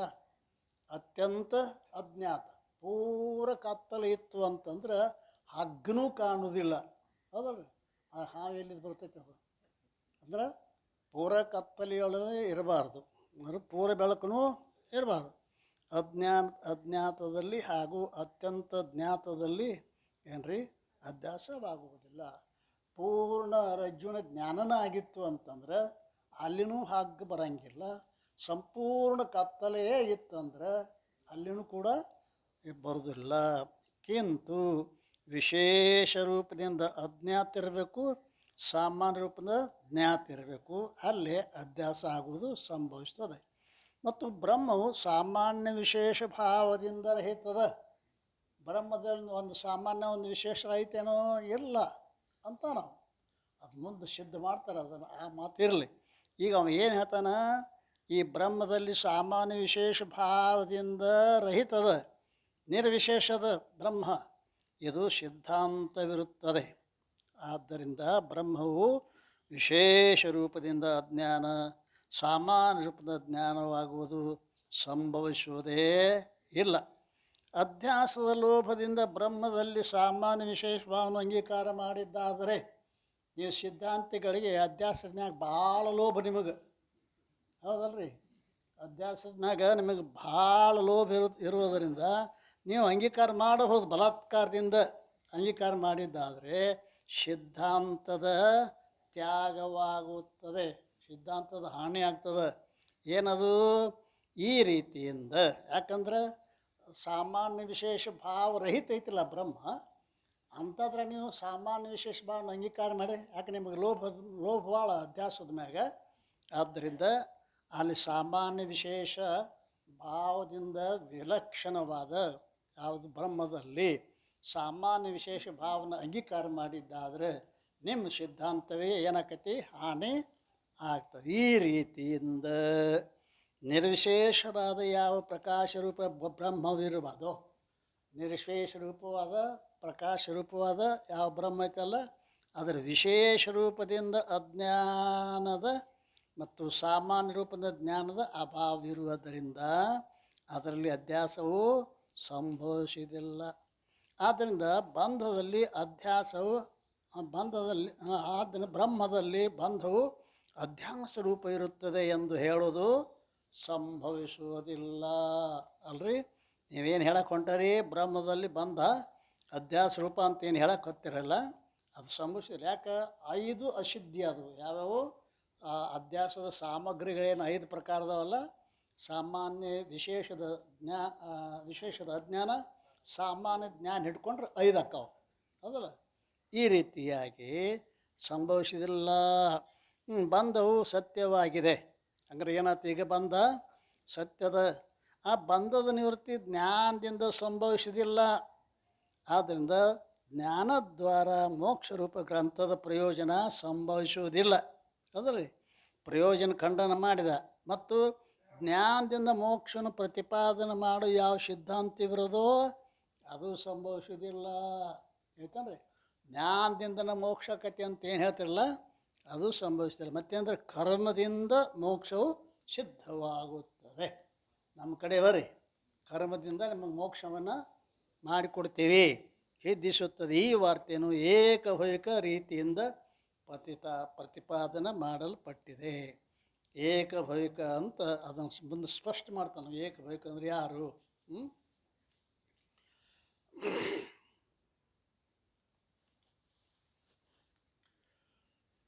ಈಗ ಕೇವಲ ಕರ್ಮದಿಂದ ಮೋಕ್ಷದ ಸಿದ್ಧಿ, ಅವನು ತನ್ನ ಕರ್ಮದಿಂದ ಮೋಕ್ಷ ಹೆಂಗೆ ಆಕತ್ತೆ ಅನ್ನೋದನ್ನು ಸಿದ್ಧಿ ಮಾಡ್ತಾನಿದ್ದಾನೆ. ಟೀಕಾ: ಜ್ಞಾನದಿಂದ ಸತ್ಯಬಂಧದ ನಿವೃತ್ತಿಯನ್ನು ಅಂಗೀಕರಿಸುವುದು ಸಯುಕ್ತ ಅಂದರೆ ಯುಕ್ತಿ ಸಹಿತ ಅಲ್ಲ, ಕಿಂತು ಅಯುಕ್ತವಾಗಿದೆ. ಆದ್ದರಿಂದ ಯಾವ ಪುರುಷನು ಮುಕ್ತಿಯನ್ನು ಇಚ್ಛಿಸುವನೋ ಅವನು ಸಂತತ ಅಂದರೆ ನಿರಂತರ ನಿತ್ಯ ಕರ್ಮಗಳನ್ನು ಮಾಡಬೇಕು. ಅದರ ಅಭಿಪ್ರಾಯ ಹೀಗೆ ಇದೆ. ಕರ್ಮದ ಬಗ್ಗೆ ಅಭಿಪ್ರಾಯವನ್ನು ಹೇಳ್ತಾ ಇದ್ದಾನೆ. ಕರ್ಮವು ಎರಡು ಪ್ರಕಾರ, ಒಂದು ವಿಹಿತ ಕರ್ಮ, ಇನ್ನೊಂದು ನಿಷಿದ್ಧ ಕರ್ಮ. ವಿಹಿತ ಕರ್ಮ ಅಂದರೆ ಅದಕ್ಕಂತಾರೆ ಪುರುಷರ ಪ್ರವೃತ್ತಿಯ ನಿಮಿತ್ತವಾಗಿ ಯಾವುದರ ಸ್ವರೂಪವು ವೇದವು ಬೋಧಿಸಿರುವುದೋ ಅದಕ್ಕೆ ಅಂತಾರೆ ವಿಹಿತ ಕರ್ಮ. ಪುರುಷನ ಪ್ರವೃತ್ತಿ ಮಾಡು ಮಾಡು ಮಾಡು ಇದು ಪ್ರವೃತ್ತಿ, ಅದಲ್ಲ. ಈ ಪುರುಷನ ಪ್ರವೃತ್ತಿಗೂ ನಿಮಿತ್ತವಾಗಿ ವೇದವು ಹೇಳಲ್ಪಟ್ಟಿದೆ, ಅದಕ್ಕೇನಂತಾರೆ? ಅದು ಏನಂತಾರೆ? ಅದಕ್ಕೆ ವಿಹಿತ ಕರ್ಮ. ಇನ್ನು ವಿಹಿತ ಕರ್ಮ ಆದ ಬಳಿಕ ನಿಷಿದ್ಧ ಕರ್ಮ. ಪುರುಷರ ನಿವೃತ್ತಿ ನಿಮಿತ್ತವಾಗಿ ಯಾವುದನ್ನು ವೇದವು ಬೋಧಿಸಿರುವುದೋ ಅದಕ್ಕೆ ನಿಷಿದ್ಧ ಕರ್ಮ ಅಂತಾರೆ. ನಿಷಿದ್ಧ ಕರ್ಮ ಯಾವುದು? ಪುರುಷರ ನಿವೃತ್ತಿ ಮಾಡಬೇಡ ಮಾಡಬೇಡ, ದುರಿತ ಕರ್ಮವನ್ನು ಅಲ್ಲದಿರು, ಪುಣ್ಯವನ್ನು ಮಾಡು. ಅಂದ್ರೆ ಇಲ್ಲಿ ಒಂದು ಏನದ ವಿಧಿ ಅದ, ಒಂದು ನಿಷಿದ್ಧದ. ಪುಣ್ಯ ಏನು ದುರಿತ ಕರ್ಮವನ್ನು ಅಲ್ಲದಿರು, ಇದು ನಿಷಿದ್ಧ, ಅದಲ್ಲ. ಪುಣ್ಯವನ್ನೇ ಮಾಡು, ಇದು ವಿಹಿತ. ಈ ರೀತಿಯಾಗಿ ಪುರುಷರ ನಿವೃತ್ತಿ ನಿಮಿತ್ತವಾಗಿ ಯಾವುದನ್ನು ವೇದವು ಬೋಧಿಸಿರುವುದೋ ಅದು ನಿಷಿದ್ಧ ಕರ್ಮವೆನಿಸುತ್ತದೆ. ಮತ್ತು ಸ್ವಭಾವ ಸಿದ್ಧವಾದ ಕ್ರಿಯೆ ಇರುವುದೋ ಅದು ಕರ್ಮ ಅಲ್ಲ. ಸ್ವಭಾವ ಸಿದ್ಧ ಕ್ರಿಯೆ ಕರ್ಣಪಿಳಕುಷದಾಗಲಿ ಕೆಳಗೆ ಹೇಳ್ತಾನೆ ನಾವು ಅಲ್ಲ. ಯಾವುದು ವೇದದಲ್ಲಿ ಪ್ರವೃತ್ತಿಯನ್ನು ಹೇಳಿಲ್ಲ, ನಿವೃತ್ತಿಯನ್ನು ಹೇಳಿಲ್ಲ, ಅದಕ್ಕೇನಂತಾರೆ? ಇದಕ್ಕೆ ಭಿನ್ನವಾದದ್ದು ಯಾವುದು? ಅದಕ್ಕೇನಂತಾರೆ? ಅದಕ್ಕೆ ಏನಂತಾರೆ? ಸ್ವಭಾವ. ಸ್ವಭಾವ ಸಿದ್ಧ ಕರ್ಮ ಅಂದು ವೇದ ಪ್ರವೃತ್ತಿಯನ್ನು ಹೇಳಿರಬಾರ್ದು, ನಿವೃತ್ತಿಯನ್ನು ಹೇಳಿರಬಾರ್ದು. ಅಂಥದ್ದು ಬಿಟ್ಟು ಭಿನ್ನವಾದ ಕರ್ಮ ಏನದಲ್ಲ ಅದು ಸ್ವಭಾವ ಸಿದ್ಧ ಕರ್ಮ ಕ್ರಿಯಾ. ವೇದವು ಯಾವ ಪ್ರವೃತ್ತಿ ಅಥವಾ ನಿವೃತ್ತಿಯ ನಿಮಿತ್ತವಾಗಿ ಬೋಧಿಸಿರುವುದೋ ಅದು ಕರ್ಮವೆನಿಸುವುದು. ಉದಾಸೀನ ಕ್ರಿಯೆಯು ಕರ್ಮ ಅಲ್ಲ. ಆದ್ದರಿಂದ ಎರಡು ಪ್ರಕಾರ ಕರ್ಮ ಅದಲ್ಲ, ಒಂದು ವಿಹಿತ ಕರ್ಮ, ಒಂದು ನಿಷಿದ್ಧ ಕರ್ಮ. ಇಲ್ಲಿ ಉದಾಸೀನ ಅಂದರೆ ಏನು? 80ನೇ ಟಿಪ್ಪಣಿ. ವೇದದಲ್ಲಿ ಯಾವುದರ ವಿಧಿಯನ್ನಾಗಲಿ ನಿಷೇಧವನ್ನಾಗಲಿ ಮಾಡಿರುವುದಿಲ್ಲವೋ ಅಂಥ ಯಾವ ರಾಗ ದ್ವೇಷಗಳಿಂದ ರಹಿತವಾದ ಸ್ವಾಭಾವಿಕವಾದ ಗಮನ ಶೌಚಾದಿ ರೂಪ ಯಾವ ಕ್ರಿಯೆ ಇರುವುದೋ ಅದು ಉದಾಸೀನ. ಗಮನ ಶೌಚಾದಿ ರೂಪ ಯಾವ ಕ್ರಿಯೆ ಐತಲ್ಲ ಅದಕ್ಕೇನಂತಾರೆ? ಅದಕ್ಕೆ ಉದಾಸೀನ. ಪ್ರವೃತ್ತಿನೂ ಹೇಳಿಲ್ಲ, ನಿವೃತ್ತಿಯನ್ನು ಮಾಡಂತೂ ಹೇಳಿಲ್ಲ, ಮಾಡಬೇಡ ಅಂತಲೂ ಕೂಡ ಹೇಳಿಲ್ಲ. ಇದಕ್ಕೇನಂತಾರೆ? ಅದಕ್ಕೆ ಉದಾಸೀನ. ಈ ವಿಹಿತ ಕರ್ಮವು 4 ಪ್ರಕಾರ. ಎರಡಂತೂ ಸಿದ್ಧ ಅದು, ಒಂದು ವಿಹಿತ ಕರ್ಮ, ಒಂದು ನಿಷಿದ್ಧ ಕರ್ಮ. ವಿಹಿತ ಕರ್ಮ ಎಷ್ಟು ಪ್ರಕಾರ ಅದ? 4. ಪ್ರಾಶ್ಚಿತ ಕರ್ಮ, ಕಾಮ್ಯ ಕರ್ಮ, ನೈಮಿತ್ತಿಕ ಕರ್ಮ ಮತ್ತು ನಿತ್ಯ ಕರ್ಮ. 4 ಪ್ರಕಾರ. ವಿಹಿತ ಕರ್ಮದೊಳಗೆ 4 ಮಾಡು ಮಾಡು ಅಂತ ಹೇಳ್ತಕ್ಕಂಥ ಕರ್ಮಗಳು 4. ಅವು ಇನ್ನು ಪಾಪನಾಶದ ನಿಮಿತ್ತ ವಿಧಿಸಲ್ಪಟ್ಟ ಯಾವ ಕರ್ಮವಿರೋದೋ ಅದು ಪ್ರಾಯಶ್ಚಿತ್ತ ಅದಲ್ಲ. ಯಾವುದು ಪಾಪದ ನಾಶದ ನಿಮಿತ್ತವಾಗಿ ವಿಧಿಸಲ್ಪಟ್ಟ ಯಾವ ಕರ್ಮವಿರೋದೋ ಅದು ಪ್ರಾಯಶ್ಚಿತ್ತ ಕರ್ಮವೆನಿಸುತ್ತದೆ. ಹೇಗೆಂದರೆ ಪ್ರಮಾದವಶದಿಂದ ದ್ರವ್ಯದ ಇಂದಾಗಿ ಯಾವ ಯತಿಯ ಪಾಪವಿರುವುದೋ ಅದರ ನಾಶ ನಿಮಿತ್ತ ದ್ರವ್ಯದ ತ್ಯಾಗವು ಮತ್ತು 3 ಉಪವಾಸವು ಇರುತ್ತದೆ. ಟಿಪ್ನೊಳಗೆ ಬರ್ತಲ್ಲ 81. ಅವಶ್ಯವಾಗಿ ಮಾಡಲು ಯೋಗ್ಯವುಳ್ಳ ಯಾವ ಕಾರ್ಯವಿರುವುದೋ ಅದರ ವಿಸ್ಮರಣವು ಪ್ರಮಾದವೆನಿಸುತ್ತದೆ. ಪ್ರಮಾದ ಅಂದ್ರೇನು? ಅವಶ್ಯವಾಗಿ ಮಾಡಲು ಯೋಗ್ಯವುಳ್ಳ ಯಾವ ಕಾರ್ಯ ಐತಲ್ಲ ಅದರ ವಿಸ್ಮರಣ, ಅದರ ಮರುವೆ, ಅದಕ್ಕೆ ಏನಂತಾರೆ ಪ್ರಮಾದ. ಅಥವಾ ಶಾಸ್ತ್ರೋಕ್ತದಿಂದ ಮಾಡಲು ಯೋಗ್ಯವುಳ್ಳ ಮತ್ತು ಮಾಡಲು ಇಚ್ಛೆಯೂ ಸಹ ಇರುವ ಅಂಥ ಕಾರ್ಯವನ್ನು ಮಾಡದಿರುವುದೇ ಯಾವುದು ಪ್ರಮಾದವೆನಿಸುತ್ತದೆ. ಹೇಗೆಂದರೆ ಯತಿಯಾಗಲ್ಪಟ್ಟಂಥ ಯಾವ ಸನ್ಯಾಸಿಗೆ ದ್ರವ್ಯದ ಅಗ್ರಹಣವನ್ನು ಶಾಸ್ತ್ರದಲ್ಲಿ ವಿಧಿಸಲ್ಪಟ್ಟಿದೆ. ಇನ್ನೊಬ್ಬರ ದುಡ್ಡನ್ನು ಗ್ರಹಿಸಬಾರದು ಅಂತ ಸನ್ಯಾಸಿಗೆ ಹೇಳಲ್ಪಟ್ಟಿದೆಯಲ್ಲ, ಆಗ್ರಹವನ್ನು ಏನಾದ್ರು ಶಾಸ್ತ್ರದಲ್ಲಿ ವಿಧಿಸಲ್ಪಟ್ಟಿರುವುದೋ ಮತ್ತು ಅವರಿಗಾದರೂ ಗ್ರಹಣ ಮಾಡಬಾರದೆಂಬ ಇಚ್ಛೆ ಇರುವುದು ಅದು ಆದರೂ ಪುನಃ ಅದರಂತೆ ನಡೆಯದೇ ಇರುವುದಕ್ಕೆ ಏನಂತಾರೆ ಅಂದ್ಕೇರ ಅಂದ್ರೆ ದ್ರವ್ಯವನ್ನು ಗ್ರಹಣ ಮಾಡದೇ ಇರುವುದೇನಂತ ಪ್ರಮಾದವೆನಿಸುವುದು. ಏನಕ್ಕತಿ ಪ್ರಮಾದ ಅಂತ ಕರಿತಾ ಇದ್ದಾರೆ. ಗ್ರಹಣ ಮಾಡೋದಕ್ಕೆ, ಇನ್ನೊಬ್ಬರ ದುಡ್ಡನ್ನು ಗ್ರಹಣ ಮಾಡೋದಕ್ಕೆ ಪ್ರಮಾದ. ಈ ರೀತಿಯಾಗಿ ಒಟ್ಟು ಮೇಲೆ ಏನು ಹೇಳಬೇಕಾಯ್ತು ಅಂತ ಕೇಳಿದ್ರೆ ವಿಹಿತ ಕರ್ಮವು 4 ಪ್ರಕಾರ. ಅದ್ರಾಗ ಪ್ರಾಯಶ್ಚಿತ್ತ ಕರ್ಮ ಒಂದು ಹೇಳಾನೀಗ, ಹೌದಲ್ಲ. ಎರಡನೇದ್ದು ಫಲದ ನಿಮಿತ್ತವಾಗಿ ವಿಧಿಸಲ್ಪಟ್ಟ ಯಾವ ಕರ್ಮವಿರೋದೋ ಅದು ಕಾಮ್ಯ ಕರ್ಮ ಎನಿಸುತ್ತದೆ. ಫಲದ ನಿಮಿತ್ತವಾಗಿ ಇಂಥದ್ದನ್ನು ಬೇಕು, ಇಂಥ ಫಲ ನನಗೆ ಆಗಬೇಕು ಅಂತ ಯಾವುದು ವಿಧಿಸಲ್ಪಟ್ಟಿದೆಯೋ ಅದಕ್ಕೇನಂತ ಕರೀತಾರೆ ಕಾಮ್ಯ ಕರ್ಮವೆನಿಸುತ್ತದೆ. ಹೇಗೆಂದರೆ ವೃಷ್ಟಿಯ ಕಾಮನೆಗೆ ಶಾರೀರಿಕವಿರುತ್ತದೆ. ಶಾರೀರಿಕ ಯಾಗ, ಕಾರೀರಿ ಯಾಗ. ಮತ್ತು ಸ್ವರ್ಗದ ಕಾಮನೆಗೆ ಅಗ್ನಿಹೋತ್ರ, ಸೋಮಯಾಗ ಮುಂತಾದವುಗಳು ಇರುತ್ತವೆ. ವೃಷ್ಟಿಯ ಕಾಮನೆಗೆ ಮಳೆಯಾಗಲಿ ಅಂತ ಏನೈತಲ್ಲ ಅದ್ರ ಸಲುವಾಗಿ ಮಾಡ್ತಕ್ಕಂಥದ್ದು ಕಾರೀರಿ ಯಾಗ. ಮತ್ತು ಸ್ವರ್ಗದ ಪ್ರಾಪ್ತಿ ಸಲುವಾಗಿ ಮಾಡೋದು ಯಾವುದು ಅಗ್ನಿಹೋತ್ರ, ಸೋಮಯಾಗ ಮೊದಲಾದಗಳು ಏನದಾವಲ್ಲ ಇವಕ್ಕೇನಂತ ಕರೀತಾರೆ ಕಾಮ್ಯ ಕರ್ಮ. ಯಾವ ಕರ್ಮವನ್ನು ಮಾಡದೇ ಇರುವುದರಿಂದ ಪಾಪವಾಗುವುದೋ ಮತ್ತು ಮಾಡಿದ ಪುಣ್ಯ ಪಾಪರೂಪ ಫಲವಾಗುವುದಿಲ್ಲವೋ ಮತ್ತು ಯಾವುದರ ಸದಾ ಯಾವುದರ ವಿಧಾನವಿರುವುದಿಲ್ಲವೋ ಕಿಂತು ಯಾವುದೇ ಒಂದು ನಿಮಿತ್ತ ಮಾಡಿಕೊಂಡು ವಿಧಾನ ಮಾಡಿರೋದು ಆ ಕರ್ಮವು ನೈಮಿತ್ತಿಕ ಕರ್ಮ.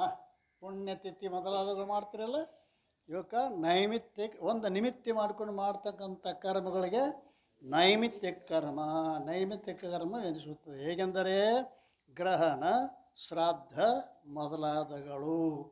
ಗ್ರಹಣ ಹಿಡಿದಾಗ ಈ ಮಂತ್ರವನ್ನು ಹೀಗೆ ಮಾಡಬೇಕು ಅಂತ ಅದ. ಮತ್ತು ಶ್ರಾದ್ದ ಮಾಡ್ತಾ ಇದ್ದಾರಲ್ಲ ಇವೆಲ್ಲ ಏನದಾವ ಅಂತ ಕೇಳಿದ್ರೆ ನೈಮಿತ್ಯ ಕರ್ಮ. ಇನ್ನು ಅವಸ್ಥಾ ವೃದ್ಧ, ಜಾತಿ ವೃದ್ಧ, ಆಶ್ರಮ ವೃದ್ಧ, ವಿದ್ಯಾ ವೃದ್ಧ, ಧರ್ಮ ವೃದ್ಧ, ಜ್ಞಾನ ವೃದ್ಧ ಪುರುಷರ ಆಗಮನದಿಂದ ಮಾಡಬೇಕಾದ ಉತ್ಥಾನ ಕರ್ಮಗಳೇನವಲ್ಲ ಇರುತ್ತವೆ.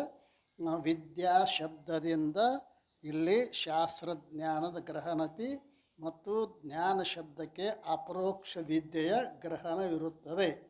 ಈ ಪೂರ್ವದಿಂದ ಉತ್ತರೋತ್ತರ ಪುರುಷರು ಉತ್ತಮ ಇರುತ್ತಾರೆ. ಈ ರೀತಿಯಾಗಿ ಅಂದರೆ ದೊಡ್ಡವರು ಬಂದಾಗ ಎದ್ದು ನಿಲ್ಲೋದು ಮಾಡ್ತಾರಿಲ್ಲ, ದೊಡ್ಡವ್ರು ಬಂದಾಗ ಎದ್ದು ನಿಲ್ಲಬೇಕು. ಇದಕ್ಕೇನಂತಾರೆ ಅಂತ ಕೇಳಿದ್ರೆ ಏನಂತ ಕರೆದ್ರೆ ಅದಕ್ಕೆ ಏನು ಕರ್ಮ? ನೈಮಿತ್ತಿಕ ಕರ್ಮ ಅದರೊಳಗೆ ಬಂತು. ಆ ಕೆಳಗೆ ಟಿಪ್ನೇದು ಓದ್ಕೋರಿ, ಒಂದಕ್ಕಿಂತ ಒಂದು ಅಲ್ಲ, ಹೆಚ್ಚಿನ ಅಂತ ತಿಳ್ಕೊಳ್ಬೇಕು. ತಿಳಿತ? ಯಾವುದನ್ನು ಮಾಡದೇ ಇರುವುದರಿಂದ ಪಾಪ ಉಂಟಾಗುವುದೋ, ಮಾಡುವುದರಿಂದ ಫಲವಿರುವುದಿಲ್ಲವೋ, ಮತ್ತು ಸದಾ ಯಾವುದರ ವಿಧಾನವಿರುವುದೋ ಅದು ನಿತ್ಯ ಕರ್ಮವೆನಿಸುತ್ತದೆ. ನಿತ್ಯ ಕರ್ಮ ಅಂದ್ರೆ ಏನು? ಯಾವುದನ್ನು ಮಾಡದೇ ಇರುವುದರಿಂದ ಪಾಪ ಉಂಟಾಗಬೇಕು, ಮಾಡುವುದರಿಂದ ಪುಣ್ಯದ ಫಲವು ಇರುವುದಿಲ್ಲ. ಹೌದಲ್ಲ? ವಿಧಾನವಿರುವುದೋ, ಪುಣ್ಯ ಫಲವಾಗುವುದಿಲ್ಲವೋ, ಮತ್ತು ಸದಾ ಯಾವುದರ ವಿಧಾನ ಇರುವುದೋ, ನಿತ್ಯದಲ್ಲಿ ಮಾಡಲೇಬೇಕು ಅಂತೇನು ವಿಧಾನ ಐತಲ್ಲ ಅದಕ್ಕೇನಂತಾರೆ ನಿತ್ಯ ಕರ್ಮ. ಹೇಗೆ ಅಂದರೆ ಸ್ನಾನ ಸಂಧ್ಯಾದಿ ಕರ್ಮಗಳು ಇವೇನದಾವ ನಿತ್ಯ ಕರ್ಮ. ಈ ರೀತಿಯಿಂದ 4 ಪ್ರಕಾರದ ವಿಹಿತ ಮತ್ತು 1 ನಿಷಿದ್ಧ ಕೂಡಿ ಎಷ್ಟದು 5 ಪ್ರಕಾರ ಕರ್ಮಗಳು ಹೇಳಲ್ಪಟ್ಟಿವೆ. ಈಗ ಏನವ ಕರ್ಮದಿಂದ ಮೋಕ್ಷಕತಿ ಅಂತ ಹೇಳೋದ ನಾವು. ಈ ರೀತಿ ಯಾವ ಕರ್ಮಗಳನ್ನು ಮಾಡಬೇಕು, ಯಾವ ಕರ್ಮಗಳನ್ನ ಬಿಡಬೇಕು. ಈಗ ವಿಹಿತ ಕರ್ಮದೊಳಗೆ 4 ಪ್ರಕಾರ ಮಾಡ್ಯಾನಿಲ್ಲ ಅದನ್ನು. ಇನ್ನು ಮೋಕ್ಷದ ಇಚ್ಛೆ ಉಳ್ಳವ ಯಾವ ಕರ್ಮ ಮಾಡಬೇಕು, ಯಾವ ಕರ್ಮ ಬಿಡಬೇಕು ಅದನ್ನು ಹೇಳ್ತಾ ಇದ್ದಾನೆ. ಮೋಕ್ಷದ ಇಚ್ಛೆ ಉಳ್ಳವನು ಕಾಮ್ಯ ನಿಷಿದ್ಧ ಕರ್ಮಗಳನ್ನು ಮಾಡಬಾರದು. ಕಾಮ್ಯ ಕರ್ಮವನ್ನು ಮಾಡಬಾರದು ಮತ್ತು ನಿಷಿದ್ಧ ಕರ್ಮವನ್ನು ಮಾಡಬಾರದು. ಏಕೆಂದರೆ ಕಾಮ್ಯ ಕರ್ಮದಿಂದ ಉತ್ತಮ ಲೋಕಕ್ಕೆ ಹೋಗುತ್ತಾರೆ ಮತ್ತು ನಿಷಿದ್ಧ ಕರ್ಮದಿಂದ ನೀಚ ಲೋಕಕ್ಕೆ ಹೋಗುತ್ತಾರೆ. ಅಲ್ಲ, ಕಾಮ್ಯ ಕರ್ಮದಿಂದ ಸ್ವರ್ಗಾದಿಗಳು ಹೋಗ್ತಾರೆ, ನಿಷಿದ್ಧ ಕರ್ಮದಿಂದ ನರಕ ಲೋಕಾದಿಗಳಿಗೆ ಹೋಗ್ತಾರೆ. ಈ ರೀತಿಯಾಗಿ ಎರಡನ್ನೂ ತ್ಯಾಗ ಮಾಡಬೇಕು. ಯಾವೆರಡನ್ನ? ಕಾಮ್ಯ ಕರ್ಮ ಮತ್ತು ನಿಷಿದ್ಧ ಕರ್ಮ ಎರಡೂ ಬಿಡಬೇಕು ಮತ್ತು ತ್ಯಾಗ ಮಾಡಿ, ಮತ್ತು ನಿತ್ಯ ಕರ್ಮವನ್ನು ಸದಾ ಮಾಡಬೇಕು. ನಿತ್ಯ ಕರ್ಮವನ್ನು ಯಾವತ್ತೂ ಮಾಡ್ತಾ ಇರಬೇಕು. ಮತ್ತು ನೈಮಿತ್ತಿಕದ ನಿಮಿತ್ತವು ಯಾವಾಗ ಬರುವುದೋ, ಯಾವಾಗ ನೈಮಿತ್ತಿಕ ಕರ್ಮ ಮಾಡುವ ನಿಮಿತ್ತ ಬರ್ತೈತಲ್ಲ ಆವಾಗ ನೈಮಿತ್ತಿಕ ಕರ್ಮವನ್ನು ಕೂಡ ಮಾಡಬೇಕು. ಏಕೆಂದರೆ ನಿತ್ಯ ನೈಮಿತ್ತಿಕ ಕರ್ಮ ಮಾಡದೇ ಇರೋದರಿಂದ ಪಾಪವಾಗುವುದು. ಆ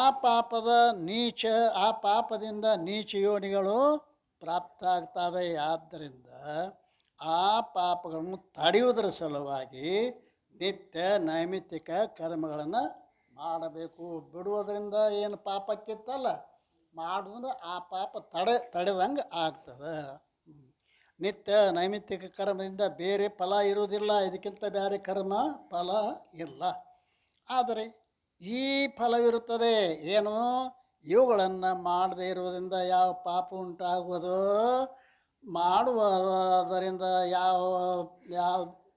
ಯಾವುದು ಆಗುವುದಿಲ್ಲವೋ, ಮಾಡುವುದರಿಂದ ಅದು ಆಗುವುದಿಲ್ಲ. ಮಾಡದೇ ಇರೋದ್ರಿಂದ ಯಾವ ಪಾಪಕ್ಕಿತ್ತಲ್ಲ, ಮಾಡೋದ್ರಿಂದ ಆ ಪಾಪ ಆಗುವುದಿಲ್ಲ. ಆದ್ದರಿಂದ ಮುಮುಕ್ಷು ನಿತ್ಯ ನೈಮಿತ್ತಿಕ ಕರ್ಮಗಳನ್ನು ಅವಶ್ಯ ಮಾಡಬೇಕು. ಮೋಕ್ಷದವ ನಿತ್ಯ ಕರ್ಮ ನೈಮಿತ್ತಿಕ ಕರ್ಮ ಮಾಡಬೇಕು. ಒಂದು ವೇಳೆ ಅಕಸ್ಮಾತಾಗಿ ಪ್ರಮಾದವಶದಿಂದ ನಿಷಿದ್ಧ ಕರ್ಮ ಉಂಟಾದರೆ ಅದರ ದೋಷದ ನಿವೃತ್ತಿಗಾಗಿ ಪ್ರಾಯಶ್ಚಿತ್ತ ಕರ್ಮವನ್ನು ಮಾಡಬೇಕು. ಅಕಸ್ಮಾತ್ ಯಾವುದೋ ಪ್ರಮಾದವಶದಿಂದ ನಿಷಿದ್ಧ ಕರ್ಮ ಆತು ಅಂತಾರೆ.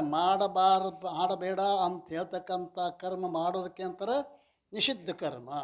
ಅದರ ದೋಷದ ನಿವೃತ್ತಿಗಾಗಿ ಏನು ಮಾಡಬೇಕು? ಪ್ರಾಯಶ್ಚಿತ್ತ ಕರ್ಮ ಮಾಡಬೇಕು. ಆ ಪ್ರಾಯಶ್ಚಿತ್ತ ಸಾಧಾರಣ ಪ್ರಾಯಶ್ಚಿತ್ತ, ಅಸಾಧಾರಣ ಪ್ರಾಯಶ್ಚಿತ್ತ ಮುಂದೆ ಹೇಳೋದ ನಾವು ಆಯ್ತಾ. ಈ ಪ್ರಾಯಶ್ಚಿತ್ತ ಕರ್ಮವನ್ನು ಮಾಡಬೇಕು. ಒಂದು ವೇಳೆ ನಿಷಿದ್ಧ ಕರ್ಮಗಳನ್ನು ಮಾಡದೇ ಇದ್ದದ್ದಾದರೆ ಜನ್ಮಾಂತರ ಯಾವ ಪಾಪ ಇರೋದೋ ಅದರ ನಿವೃತ್ತಿಗಾಗಿ ಪ್ರಾಯಶ್ಚಿತ್ತ ಕರ್ಮವನ್ನು ಮಾಡಬೇಕು. ನೀವು ಪ್ರಮಾದವಶದಿಂದ ಯಾವುದೋ ನಿಷಿದ್ಧ ಕರ್ಮ ಮಾಡೇ ಇಲ್ಲ, ಮತ್ತು ಮಾಡದೆ ಜನ್ಮಾಂತರದಲ್ಲಿ ಮಾಡಿರಲ್ಲ ಹಿಂದಕ್ಕೆ, ಆ ಪಾಪದ ನಿವೃತ್ತಿಗೋಸ್ಕರವಾಗಿ ಪ್ರಾಯಶ್ಚಿತ್ತ ಕರ್ಮವನ್ನು ಮಾಡಬೇಕು. ಆದರೆ ಇಷ್ಟು ಭೇದ ಇರುತ್ತದೆ ಪ್ರಾಯಶ್ಚಿತ್ತದಾಗ. ಅಂದ್ರೆ ಈ ಜನ್ಮದಾಗ ಮಾಡದೇ ಇರೋದ್ರಿಂದ ಆಗತಕ್ಕಂಥ ಪಾಪ ಅಥವಾ ಹಿಂದಿನ ಜನ್ಮದಲ್ಲಿ ಮಾಡ್ತಕ್ಕಂಥ ಪಾಪ, ಇದಕ್ಕೆ ಸಲುವಾಗಿ ಪ್ರಾಯಶ್ಚಿತ್ತ ಕರ್ಮವನ್ನು ಮಾಡಬೇಕು. ಆ ಪ್ರಾಯಶ್ಚಿತ್ತ ಕರ್ಮ ಅಸಾಧಾರಣ ಪ್ರಾಯಶ್ಚಿತ್ತ, ಸಾಧಾರಣ ಪ್ರಾಯಶ್ಚಿತ್ತ. ಯಾವುದೇ ಒಂದು ಪಾಪ ವಿಶೇಷವನ್ನು ನಿವೃತ್ತಿ ಮಾಡೋದಕ್ಕೋಸ್ಕರ ಶಾಸ್ತ್ರವು ವಿಧಾನ ಮಾಡಿರುವುದೋ ಅದು ಅಸಾಧಾರಣ ಪ್ರಾಯಶ್ಚಿತ್ತ. ಹೇಗೆಂದರೆ ಹಿಂದೆ ಹೇಳಿದಂತೆ ಉಪವಾಸವಾಗಿದೆ. ಹಿಂದೆ ಸನ್ಯಾಸಿ ಅನ್ಯರ ದುಡ್ಡನ್ನು ಗ್ರಹಣ ಮಾಡಬಾರ್ದು ಅಂತೇನು ಹೇಳಿತಲ್ಲ, ಅದಕ್ಕೆ ಏನು ಮಾಡಬೇಕು, ಪ್ರಾಯಶ್ಚಿತ್ತ ಹೇಳಿತಲ್ಲ, ಆ ರೀತಿಯಾಗಿ ಪ್ರಾಯಶ್ಚಿತ್ತ ಕರ್ಮವನ್ನು ಯಾವ ಪ್ರಕಾರ ಮಾಡೋದು, ಒಂದು ಅಸಾಧಾರಣ ಪ್ರಾಯಶ್ಚಿತ್ತ, ಒಂದು ಇದು ಯಾವುದು ಅಸಾಧಾರಣ ಪ್ರಾಯಶ್ಚಿತ್ತ. ಯಾವುದೇ ಒಂದು ಪಾಪದ ನಿವೃತ್ತಿಗೋಸ್ಕರವಾಗಿ ವೇದದಲ್ಲಿ ಹೇಳ್ತೈತಿ, ಅದಕ್ಕೆ ಅಸಾಧಾರಣ ಅಲ್ಲ, ಒಂದೇ ಪಾಪದ ನಿವೃತ್ತಿ ಕಾರಣ ಇರಬೇಕು. ಸರ್ವ ಪಾಪಗಳ ನಿವೃತ್ತಿಗೋಸ್ಕರವಾಗಿ ಶಾಸ್ತ್ರ ಯಾವುದನ್ನು ವಿಧಿಸಿರಬಹುದು ಅದು ಸಾಧಾರಣ ಪ್ರಾಯಶ್ಚಿತ್ತ. ಹೇಗೆಂದರೆ ಗಂಗಾ ಸ್ನಾನ, ಈಶ್ವರ ನಾಮೋಚ್ಚಾರಣೆ ಇವೇ ಮೊದಲಾದ ಕೂಡ ತಿಳಿಯಬೇಕು. ಈ ರೀತಿಯಿಂದ 2 ಪ್ರಕಾರದ ಪ್ರಾಯಶ್ಚಿತ್ತ ಆಯಿತು. ಏನೇನಾಯ್ತು, ನಿತ್ಯ ಕರ್ಮ, ನೈಮಿತ್ಯ ಕರ್ಮ ಮತ್ತು ಪ್ರಾಯಶ್ಚಿತ್ತ ಕರ್ಮ. ಈಗ ಒಂದು ವೇಳೆ ಜ್ಞಾತ ಪಾಪವಾಗಿದ್ದೇ ಆ ಪಾಪದ ನಾಶವಾಗಿ, ಒಂದು ವೇಳೆ ಜ್ಞಾತ ಪಾಪವಾಗಿದ್ದೇ ಆದರೆ ಮಾಡ್ಕೋಬೇಕು ಅದನ್ನು. ಆ ಪಾಪವಾಗಿದ್ದೇ ಅಂತಲ್ಲ, ಪಾಪವಾಗಿದ್ದೇ ಆದರೆ ಆ ಪಾಪದ ನಾಶಕವಾದ ಯಾವ ಅಸಾಧಾರಣ ಪ್ರಾಯಶ್ಚಿತ್ತವನ್ನು ಶಾಸ್ತ್ರ ವಿಧಿಸಲ್ಪಟ್ಟಿದೋ ಅದನ್ನು ಮಾಡಬೇಕು. ಜ್ಞಾತ ಅಂದರೆ ಗೊತ್ತಾಗಿರುವಂತಹ, ಜ್ಞಾತ ಅಂದ್ರೆ ಗೊತ್ತಾಗಿರುವುದು, ಅಜ್ಞಾತ ಅಂದ್ರೆ ಗೊತ್ತಾಗದೇ ಇರುವುದು. ಈ ರೀತಿ ಜ್ಞಾತ ಪಾಪವಾಗಿದ್ದರೆ ಆ ಪಾಪದ ನಾಶಕವಾದ ಯಾವ ಅಸಾಧಾರಣ ಪ್ರಾಯಶ್ಚಿತ್ತವನ್ನು ಮಾಡಬೇಕು. ಶಾಸ್ತ್ರ ವಿಧಿಸಲ್ಪಟ್ಟಿರ್ತಕ್ಕಂಥದ್ದನ್ನು ಮಾಡಬೇಕು. ಒಂದು ವೇಳೆ ಜನ್ಮಾಂತರದ ಅಜ್ಞಾತ ಪಾಪವಿದ್ದರೆ, ಜನ್ಮಾಂತರದಲ್ಲಿ ನಮಗೆ ಎಷ್ಟು ಪಾಪ ಮಾಡಿದೀವಿ ಗೊತ್ತಿಲ್ಲ, ಅದಕ್ಕೇನಂತಾರೆ ಅಜ್ಞಾತ ಪಾಪ ಅಂತ ಕರೀತಾರೆ. ಅದರ ನಿವೃತ್ತಿಗಾಗಿ ಸಾಧಾರಣ ಪ್ರಾಯಶ್ಚಿತ್ತವನ್ನು ಮಾಡಬೇಕು. ಯಾಕೆ ಅಂತ ಕೇಳಿದ್ರೆ ಅಸಾಧಾರಣ ಪ್ರಾಯಶ್ಚಿತ್ತದ ಸ್ವಭಾವ ಹೀಗದ.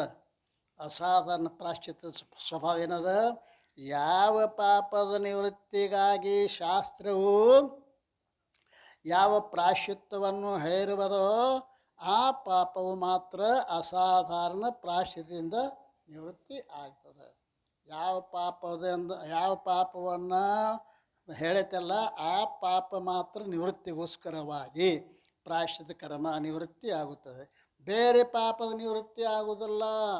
ಯಾವುದು ಶಾಸ್ತ್ರ ಹೇಳಲ್ಪಟ್ಟಿರೋದೋ ಅದು ಮಾತ್ರ ಆ ಪಾಪದ ನಿವೃತ್ತಿ ಆಕತಿ, ಬೇರೆದು ಪಾಪದ ನಿವೃತ್ತಿ ಆಗುವುದಿಲ್ಲ. ಮತ್ತು ಜನ್ಮಾಂತರದಲ್ಲಿ ಇಂಥದ್ದೇ ಪಾಪವಿರುವುದೆಂಬ ಜ್ಞಾತ ಇರುವುದಿಲ್ಲ.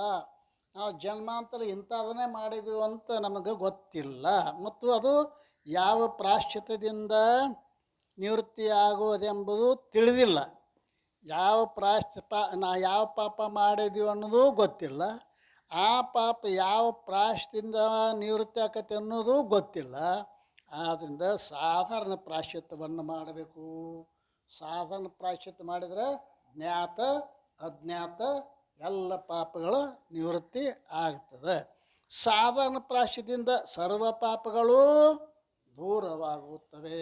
ಅವು ಗಂಗಾ ಸ್ನಾನ ಮೊದಲಾದ ಹೇಳ್ಯಾರಲ್ಲ, ಅವೆಲ್ಲ ಸಾಧಾರಣ ಪ್ರಾಯಶ್ಚಿತ್ತ. ಯದ್ಯಪಿ ಗಂಗಾ ಸ್ನಾನವೇ ಮೊದಲಾದ ಯಾವ ಸಾಧಾರಣ ಪ್ರಾಯಶ್ಚಿತ್ತವು ಹೇಳಲ್ಪಟ್ಟಿದೆಯೋ ಅವು ಕೇವಲ ಪ್ರಾಯಶ್ಚಿತ್ತಗಳಲ್ಲ, ಕಿಂತು ಕಾಮ್ಯ ರೂಪ ಮತ್ತು ಪ್ರಾಯಶ್ಚಿತ್ತ ರೂಪವಾಗಿರುತ್ತವೆ. ಅವ್ಯಾವು ಗಂಗಾ ಸ್ನಾನ ಮೊದಲಾದ ಯಾವ ಸಾಧಾರಣ ಪ್ರಾಯಶ್ಚಿತ್ತ ಅವಲ್ಲ, ಅವು ಕಾಮ್ಯ ಪ್ರಾಯಶ್ಚಿತ್ತವು ಕಾಮ್ಯ ರೂಪವೂ ಅದಾವೆ, ಪ್ರಾಯಶ್ಚಿತ್ತ ರೂಪವೂ ಅದಾವೆ. ಗಂಗಾ ಸ್ನಾನದಿಂದ ಉತ್ತಮ ಲೋಕದ ಪ್ರಾಪ್ತಿಯನ್ನು ಶಾಸ್ತ್ರಗಳಲ್ಲಿ ಹೇಳಿರುತ್ತದೆ. ಗಂಗಾ ಸ್ನಾನಗಳಿಂದ ಏನಾಗೈತಿ, ಉತ್ತಮ ಲೋಕದ ಪ್ರಾಪ್ತಿಯನ್ನು ಹೇಳೈತಲ್ಲ, ಇದೇನದು ಕಾಮ್ಯ ಆತಿಲ್ಲ, ಇದು ಶಾಸ್ತ್ರ ಹೇಳಿರುತ್ತದೆ. ಅದರಂತೆ ಈಶ್ವರ ನಾಮೋಚ್ಚಾರಣದಿಂದ ಕೂಡ ಉತ್ತಮ ಲೋಕದ ಪ್ರಾಪ್ತಿಯನ್ನು ಹೇಳಿದೆ. ಆದ್ದರಿಂದ ಕಾಮ್ಯ ರೂಪವೂ ಇರುತ್ತದೆ. ಕಾಮ್ಯ ರೂಪವು ಮತ್ತು ಪಾಪದ ನಾಶಕ ಆಗೈತಿ. ಆದ್ದರಿಂದ ಪ್ರಾಯಶ್ಚಿತ್ತ ರೂಪವೂ ಆಗೈತಿ. ಎರಡೂ ಅದು, ಒಂದು ಪ್ರಾಯಶ್ಚಿತ್ತ ರೂಪನೂ ಐತಿ, ಕಾಮ್ಯ ರೂಪನೂ ಆಗ್ತೈತಿ. ಯಾವುವು ಗಂಗಾ ಸ್ನಾನ ಮೊದಲಾದ ನಿತ್ಯ ಕರ್ಮಗಳು ಎರಡು ಪ್ರಕಾರ ಅದಾವೆ. ಹೇಗೆಂದರೆ ಅಶ್ವಮೇಧ ಯಜ್ಞವು ಬ್ರಹ್ಮಹತ್ಯಾಧಿಕ ಪಾಪದ ನಾಶಕವಿರುತ್ತದೆ. ಯಾವುದು? ಅಶ್ವಮೇಧ ಯಜ್ಞ ಪಾಂಡವರು ಮಾಡಿದ್ರಲ್ಲ, ಇದೇನದ ಬ್ರಹ್ಮಹತ್ಯ ದೋಷ. ಮಹಾಭಾರತ ಯುದ್ಧ ಆದ ಬಳಿಕ ನಾವು ಯಾವ್ಯಾವ ಬ್ರಾಹ್ಮಣರನ್ನು ಕೊಂದೀವಿ, ಅದನ್ನು ಹತ್ಯಾ ದೋಷ ಬಂದದ, ಅದರ ಸಲುವಾಗಿ ಅಶ್ವಮೇಧ ಮಾಡಬೇಕು ಅಂತ ಯಾರು ಪಾಂಡವರು ಮಾಡಿರಲ್ಲ, ಈ ಅಶ್ವಮೇಧ ಯಾಗ ಏನು ಮಾಡ್ತೈತಿ? ಬ್ರಹ್ಮಹತ್ಯಾಧಿಕ ಪಾಪದ ನಾಶಕವಿರುವುದಲ್ಲದೆ ಸ್ವರ್ಗದ ಪ್ರಾಪ್ತಿ ರೂಪ ಫಲಕ್ಕೆ ಹೇಗೆ ಕಾರಣವಾಗಿರುವುದು. ಈ ಅಶ್ವಮೇಧ ಯಜ್ಞ ಪಾಪದ ನಾಶಕನೂ ಐತಿ ಮತ್ತು ಸ್ವರ್ಗದ ಪ್ರಾಪ್ತಿ ರೂಪನೂ ಐತಿ. ಹಾಗೆ ಗಂಗಾ ಸ್ನಾನಾದಿಗಳು ಪ್ರಾಯಶ್ಚಿತ್ತ ಮತ್ತು ಕಾಮ್ಯ. ಗಂಗಾ ಸ್ನಾನಾದಿಗಳು ಪ್ರಾಯಶ್ಚಿತ್ತ ರೂಪನೂ ಅದಾವ, ಕಾಮ್ಯ ರೂಪನೂ ಅದಾವ. ಕೇವಲ ಪ್ರಾಯಶ್ಚಿತ್ತ ಇರುವುದಿಲ್ಲ. ಗಂಗಾ ಸ್ನಾನಾದಿಗಳು ಕೇವಲ ಪ್ರಾಯಶ್ಚಿತ್ತ ಅಲ್ಲ. ಆದ್ದರಿಂದ ಗಂಗಾ ಸ್ನಾನಾದಿಗಳಿಂದ ಉತ್ತಮ ಲೋಕ ಪ್ರಾಪ್ತಿಯಾಗುವುದು. ಗಂಗಾ ಸ್ನಾನದಿಂದ ಉತ್ತಮ ಲೋಕ ಪ್ರಾಪ್ತಿಯಾಗ್ತದೆ. ಯದ್ಯಪಿ ಅದು ಮುಮುಕ್ಷುವಿನ ಇಚ್ಛೆ ಇರುವುದಿಲ್ಲ. ಮುಮುಕ್ಷಿಗೆ ನಾವು ಎಲ್ಲಿ ಏನು ಮಾಡಬೇಕು, ಉತ್ತಮ ಲೋಕಕ್ಕೆ ಹೋಗ್ಬೇಕಂತ ಮುಮುಕ್ಷ ಇಚ್ಛೆ ಇಲ್ಲ. ತಥಾಪಿ ಯಾರಿಗೆ ಉತ್ತಮ ಲೋಕದ ಇಚ್ಛೆ ಇರೋದು ಅವರಿಗೇನು ಗಂಗಾ ಸ್ನಾನಾದಿಗಳು ಪಾಪದ ನಾಶ ಮಾಡಿ ಉತ್ತಮ ಲೋಕಗಳ ಪ್ರಾಪ್ತಿಯನ್ನು ಮಾಡಿಕೊಡುತ್ತವೆ. ಇನ್ನು ಯಾರಿಗೆ ಲೋಕಗಳ ಕಾಮನೆಯು ಇರುವುದಿಲ್ಲವೋ ಅವರಿಗೆ ಕೇವಲ ಪಾಪದ ನಾಶಕವಾಗಿರ್ತದೆ. ಯಾರಿಗೆ ಉತ್ತಮ ಲೋಕದ ಇಚ್ಛೆ ಇಲ್ಲ ಅವರಿಗೆ ಕೇವಲ ಪಾಪಕ್ಕೆ ನಾಶಕ ಆಗ್ತಾವೆ. ಆದ್ದರಿಂದ ಕಾಮನಾ ಸಹಿತ ಅನುಷ್ಠಾನ ಮಾಡಿದರೆ ಕಾಮ್ಯ ರೂಪ ಮತ್ತು ಪ್ರಾಯಶ್ಚಿತ್ತ ರೂಪ ಎರಡೂ ಆಗುತ್ತವೆ. ಕಾಮನ ಇಲ್ಲದೆ ಅನುಷ್ಠಾನ ಮಾಡಿದರೆ ಬೇಕು, ಅದಲ್ಲ ಮಾಡಿದರೆ ಕೇವಲ ಪ್ರಾಯಶ್ಚಿತ್ತ ರೂಪ ಅದ. ಈ ರೀತಿಯಾಗಿ ಯಾವ ಪ್ರಕಾರ ವೇದಾಂತ ಮತದಲ್ಲಿ ಸಂಪೂರ್ಣ ಕರ್ಮಗಳು ಸಕಾಮ ಪುರುಷರಿಗೆ ಸಂಸಾರಕ್ಕೆ ಕಾರಣವಾಗಿರುವುದು ಮತ್ತು ಅವೇ ನಿಷ್ಕಾಮ ಪುರುಷರಿಗೆ ಅಂತಕ ಶುದ್ಧಿಯನ್ನು ಮಾಡಿ ಮೋಕ್ಷಕ್ಕೆ ಹೇಗೆ ಕಾರಣ ಅಂತ ನೀವು ಸಿದ್ಧಾಂತಿಗೆ ಒಪ್ಪೋತಿರಲ್ಲ, ಹಾಗೆ ಒಂದೇ ಗಂಗಾ ಸ್ನಾನ ಹಾಗೂ ಈಶ್ವರ ನಾಮೋಚ್ಚರಣೆಗಳು ಏನು ಸಕಾಮ ಪುರುಷರಿಗೆ ಆದರೂ ಕಾಮ್ಯ ರೂಪ ಪ್ರಾಯಶ್ಚಿತ್ತವಾಗಿರುತ್ತದೆ ಮತ್ತು ನಿಷ್ಕಾಮ ಪುರುಷರಿಗೆ ಕೇವಲ ಪ್ರಾಯಶ್ಚಿತ್ತ ರೂಪವಾಗಿರುತ್ತದೆ. ಆದ್ದರಿಂದ ಮುಮುಕ್ಷುಗಳು ಏನು ಮಾಡಬೇಕು? ಸಾಧಾರಣ ಪ್ರಾಯಶ್ಚಿತ್ತ ಕರ್ಮಗಳನ್ನು ಮಾಡಬೇಕು. ಈ ರೀತಿಯಾಗಿ ಮಾಡಿದರೆ ಜನ್ಮಾಂತರದ ಸಂಪೂರ್ಣ ಪಾಪಗಳು ಜ್ಞಾನದ ಹೊರತಾಗಿ ನಾಶ ಆಗ್ತಾವೆ. ನಿಮ್ಮ ಜ್ಞಾನದ ಅವಶ್ಯಕತೆ ಇಲ್ಲ. ಇನ್ನು ಅದರಂತೆ ಮುಮುಕ್ಷುವಿನ ಜನ್ಮಾಂತರದ ಕಾಮ್ಯಕರ್ಮವು ಕೂಡ, ಮುಮುಕ್ಷುವಿಗೆ ಜನ್ಮಾಂತರದ ಕಾಮ್ಯಕರ್ಮ ಅದ ನೋಡು, ಅದೇನಂತೆ ಬಂಜೆ ಹಾಗೆ ಅದಲ್ಲ, ಬಂಜೆ ಹಾಗೆ ಫಲಕ್ಕೆ ಹೇತು ಇರುವುದಿಲ್ಲ. ಯಾಕಂದರೆ ಕರ್ಮದ ಅನುಷ್ಠಾನ ಕಾಲದಲ್ಲಿ ಪುರುಷನ ಇಚ್ಛೆಯು ಫಲಕ್ಕೆ ಹೇತು ಇರುತ್ತದೆ. ಅದಲ್ಲ, ಕರ್ಮ ಮಾಡುವಾಗ ಕರ್ಮದ ಅನುಷ್ಠಾನ ಕಾಲದೊಳಗೆ ಪುರುಷನ ಇಚ್ಛೆ ಫಲಕ್ಕೆ ಹೇತು ಆಗಿರುತ್ತದೆ ಅಂತ ವೇದಾಂತ ಮತದಲ್ಲಿ ಅಂಗೀಕಾರ ಮಾಡಿರುತ್ತಾರೆ. ಇಚ್ಛಾ ಸಹಿತವಾಗಿ ಅನುಷ್ಠಾನ ಮಾಡಿದ್ದಾದರೆ ಕರ್ಮವು ಸ್ವರ್ಗಾದಿ ಫಲಕ್ಕೆ ಹೇತು ಆಗುವುದು. ಮತ್ತು ನಿಷ್ಕಾಮವಾಗಿ ಅನುಷ್ಠಾನ ಮಾಡಿದರೆ ಸ್ವರ್ಗಾದಿಗಳ ಫಲಕ್ಕೆ ಹೇತು ಆಗುವುದಿಲ್ಲ. ಇದು ವೇದಾಂತದ ಸಿದ್ಧಾಂತವಿರುತ್ತದೆ. ಹೇಗೋ ಹಾಗೆ ಕರ್ಮದ ಸಿದ್ಧಿಯ ಅನಂತರವೂ ಕೂಡ ಪುರುಷನ ಇಚ್ಛೆಯು ಫಲಕ್ಕೆ ಕಾರಣವಾಗಿರುತ್ತವೆ. ಕರ್ಮ ಮಾಡುವಾಗನ ಆ ಪುರುಷನ ಇಚ್ಛೆಯೇ ಕಾರಣ ಫಲಕ್ಕೆ ಹೇತು ಆಕತಿ. ಅದರಂತೆ ಅನಂತರದಲ್ಲಿಯೂ ಕೂಡ ಪುರುಷನ ಇಚ್ಛೆಯು ಫಲಕ್ಕೆ ಏನಾಕತಿ, ಮಾಡುವಾಗನೂ ಫಲಕ್ಕೆ ಹೇತು ಆಕತಿ, ಮಾಡದೇ ಇರುವಾಗನೂ ಕೂಡ ಏನಾಕತಿ ಫಲಕ್ಕೆ ಕಾರಣವಾಗಿರುತ್ತದೆ. ಆ ಪುರುಷನ ಇಚ್ಛೆಯು ಯಾವ ಕಾಲದಲ್ಲಿ ಪುರುಷನು ಮುಮುಕ್ಷುವಾಗಿರುವನೋ ಆಗ ಅದು ನಿವೃತ್ತಿಯಾಗುತ್ತದೆ. ಯಾವಾಗ ಪುರುಷ ಏನು ಮಾಡ್ತಾನೆ, ಮುಮುಕ್ಷು ಆಗ್ಯಾನ, ಆವಾಗ ಅದೇನು ಮಾಡ್ತೈತಿ, ನಿವೃತ್ತಿಯಾಗುತ್ತದೆ. ಆದ್ದರಿಂದ ಜನ್ಮಾಂತರದ ಕಾಮ್ಯ ಕರ್ಮಗಳೂ ಕೂಡ ಫಲಕ್ಕೆ ಕಾರಣ ಆಗುವುದಿಲ್ಲ. ಯಾಕೆ, ಅವನ ಇಚ್ಛೆ ಇಲ್ಲ. ನೀವು ಮೊದಲೇನೋ ಕಾರ್ಯವನ್ನು ಮಾಡುವಾಗ ಇಚ್ಛೆ ಫಲಕ್ಕೆ ಕಾರಣ ಆಕತಿ ಅಂತ ಹೇಳ್ದ.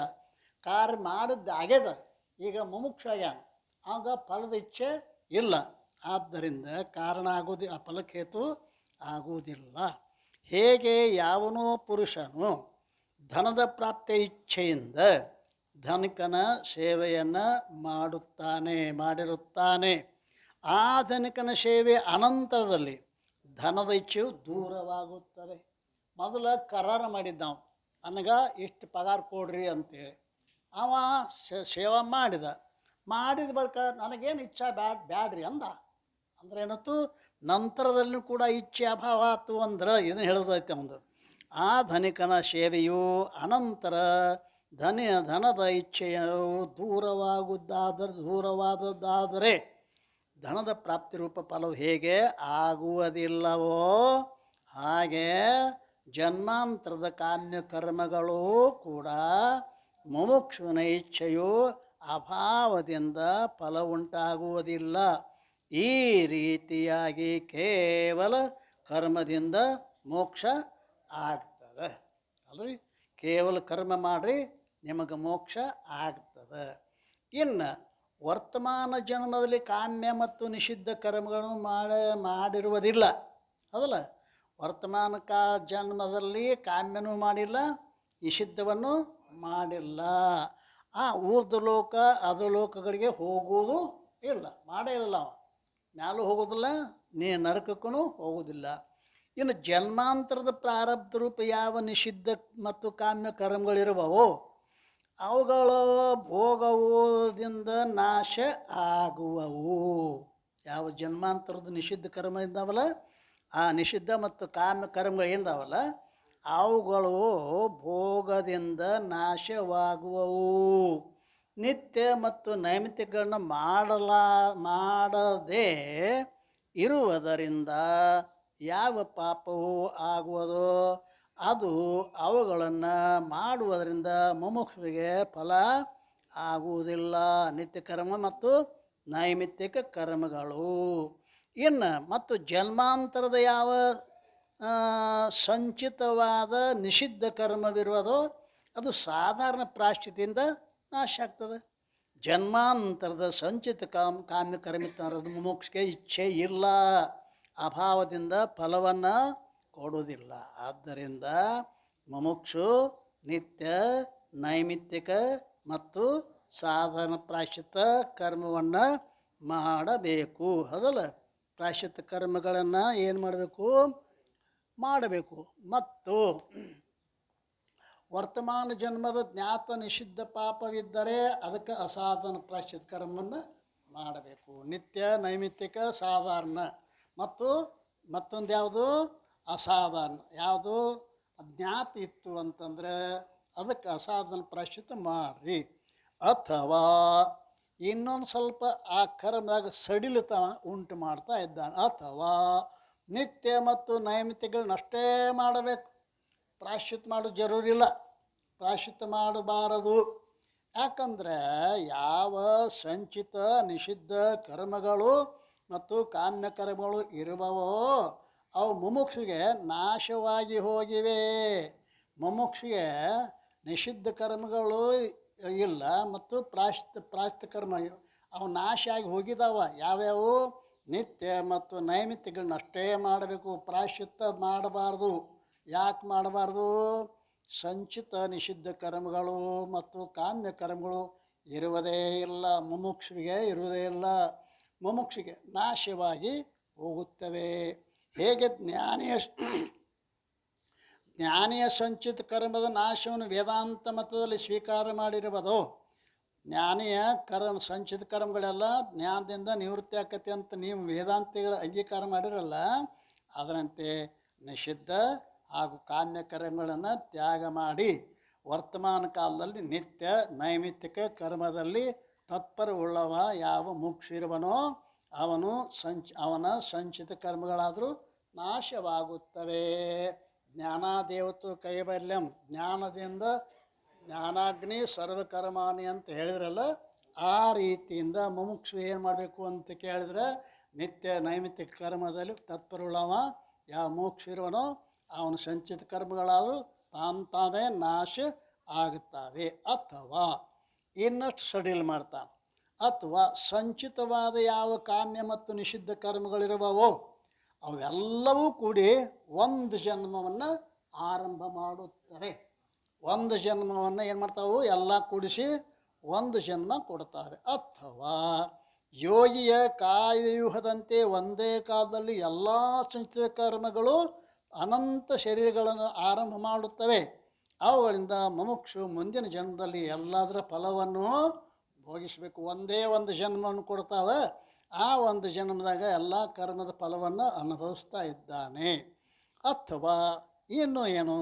ನಿತ್ಯ ಮತ್ತು ನೈಮಿತ್ತಿಕ ಕರ್ಮಗಳ ಅನುಷ್ಠಾನದಿಂದ ಯಾವ ಕ್ಲೇಶ ಆಕೈತಲ್ಲ, ಯಾವ ದುಃಖ ಆಕತ್ತಿಲ್ಲ, ನಶೀಕನಾಗಿದ್ದು ಸ್ನಾನ ಮಾಡೋದು ದುಃಖ ಆಕತಿಲ್ಲ, ಆ ಕ್ಲೇಶಗಾಗೋದು ಅದು ಜನ್ಮಾಂತರ ಸಂಚಿತ ನಿಷಿದ್ಧ ಕರ್ಮದ ಫಲವಿರುತ್ತದೆ.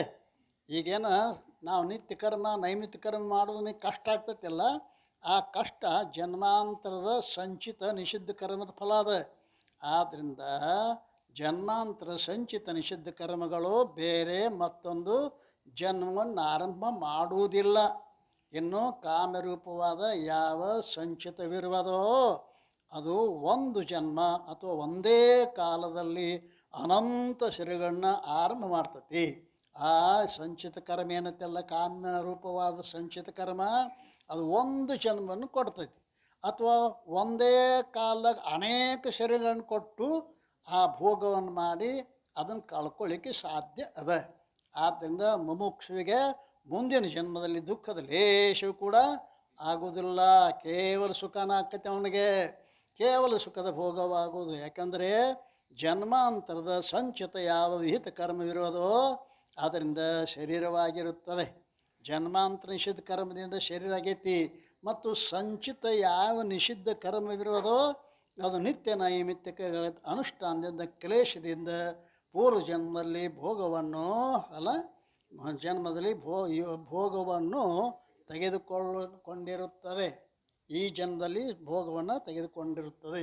ಈ ರೀತಿಯಾಗಿ ಪ್ರಾಯಶ್ಚಿತ್ತವಿಲ್ಲದೆ ಕೇವಲ ನಿತ್ಯ ನೈಮಿತ್ತಿಕ ಕರ್ಮದ ಅನುಷ್ಠಾನದಿಂದ ಮೋಕ್ಷವಾಗುವುದು. ಅದನ್ನು ನೈಮಿತ್ತಿಕ ಕರ್ಮದ ಸಮಯದಲ್ಲಿ ನೈಮಿತ್ತಿಕ ಅನುಷ್ಠಾನ ಮಾಡಬೇಕು. ಈ ಮತಕ್ಕೆ ಶಾಸ್ತ್ರದಲ್ಲಿ ಏಕಭವಿಕವಾದ, ಒಂದೇ ಜನ್ಮದಲ್ಲಿ ಮೋಕ್ಷ ಅಂತ ಹೇಳೋದಕ್ಕೆ ಏಕಭವಿಕವಾದ ಅಂತ. ಈ ರೀತಿ ಜ್ಞಾನದ್ವಾರ ಬಂಧ ನಿವೃತ್ತಿಯು ಗ್ರಂಥದ ಪ್ರಯೋಜನ ಇಲ್ಲ. ಈಗ ಕೊನೆ ನಿರ್ಣಯ ಹೇಳ್ತಾನೆ ನಾವು, ಏನೋ ಜ್ಞಾನದ್ವಾರ ಬಂಧ ನಿವೃತ್ತಿ ಆದರೂ ಗ್ರಂಥದ ಪ್ರಯೋಜನ ಇಲ್ಲ. ಯಾಕಂದ್ರೆ ಯಾವ ವಸ್ತು ಮತ್ತೊಂದರಿಂದ ಆಗುವುದೋ ಅದು ಅದರ ಮುಖ್ಯ ಪ್ರಯೋಜನವಾಗುವುದು ಅಲ್ಲ. ಯಾವ ವಸ್ತು ಮತ್ತೊಂದರಿಂದ ಆಗುವುದಿಲ್ಲವೋ ಅದಲ್ಲ, ಅದರಿಂದನೇ ಆಗಿರಬೇಕದು. ಯಾವ ವಸ್ತು ಮತ್ತೊಂದರಿಂದ ಆಗುವುದಿಲ್ಲವೋ ಅದು ಅದರ ಮುಖ್ಯ ಪ್ರಯೋಜನವಿರುತ್ತೆ. ಹೇಗೆಂದರೆ ರೂಪದ ಜ್ಞಾನವು ನೇತ್ರವಿಲ್ಲದೆ ಮತ್ತೊಂದರಿಂದ ಆಗುವುದಿಲ್ಲ. ಆ ರೂಪ ಜ್ಞಾನ ನೇತ್ರ ಮುಖ್ಯ ಪ್ರಯೋಜನವಿರುವುದು. ಮತ್ತು ಬಂಧ ನಿವೃತ್ತಿಯು ಗ್ರಂಥದ ಹೊರತಾಗಿ ಕರ್ಮದಿಂದ ಆಗುತ್ತದೆ. ಬಂಧ ನಿವೃತ್ತಿ ಜ್ಞಾನದ ಹೊರತಾಗಿ ಕರ್ಮದಿಂದ ಆಗ್ತದೆ. ಬಂಧ ನಿವೃತ್ತಿಯು ಜ್ಞಾನದ್ವಾರ ಗ್ರಂಥ ಪ್ರಯೋಜನ ಇಲ್ಲ. ಈ ರೀತಿಯಿಂದ ಗ್ರಂಥದ ಅಧಿಕಾರಿ ವಿಷಯ ಪ್ರಯೋಜನ ಸಂಭವಿಸುವುದಿಲ್ಲ.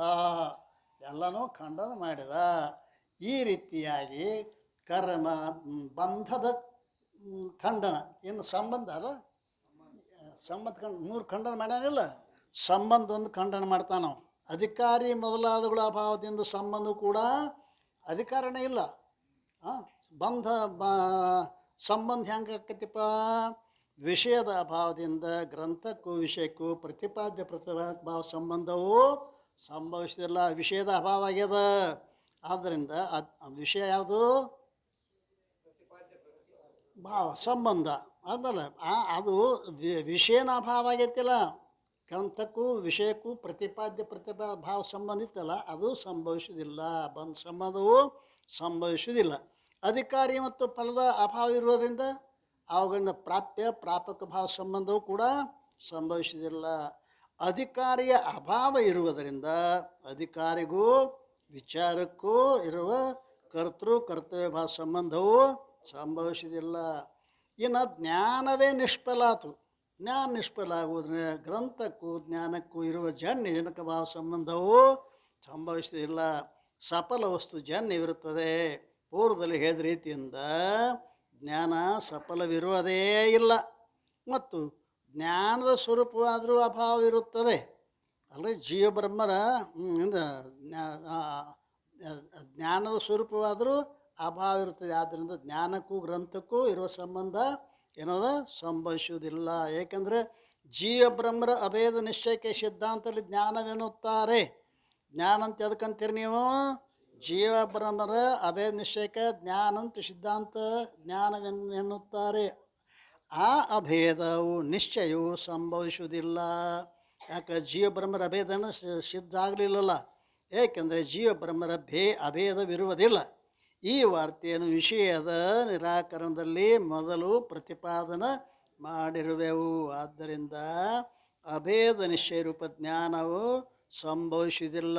ಈ ರೀತಿಯಾಗಿ ಅಧಿಕಾರಿಯೇ ಮೊದಲಾದ ಅನುಬಂಧಗಳ ಅಭಾವದಿಂದ ಗ್ರಂಥದ ಆರಂಭವು ಸಂಭವಿಸುವುದಿಲ್ಲ ಅಂತ ಪೂರ್ವ ಪಕ್ಷಿ ಎಲ್ಲವನ್ನೂ ಖಂಡನೆ ಮಾಡಿದ. ಏನೇನೋ ಅಧಿಕಾರಿ ಖಂಡನ, ವಿಷಯ ಖಂಡನ, ಪ್ರಯೋಜನ ಖಂಡನ, ಸಂಬಂಧದ ಖಂಡನ ಆಗೈತಿ ಅಂತ ಹೇಳ್ಯಾನ. ಇನ್ನು ಸಿದ್ಧಾಂತಿಗಳು ಅವುಗಳೆಲ್ಲ ಉತ್ತರ ಕೊಡ್ತಾರೆ. ಆ ವಿಷಯವನ್ನು ನಾಳೆ ನೋಡೋಣ. ಸದ್ಗುರುನಾಥ ಮಹಾರಾಜ್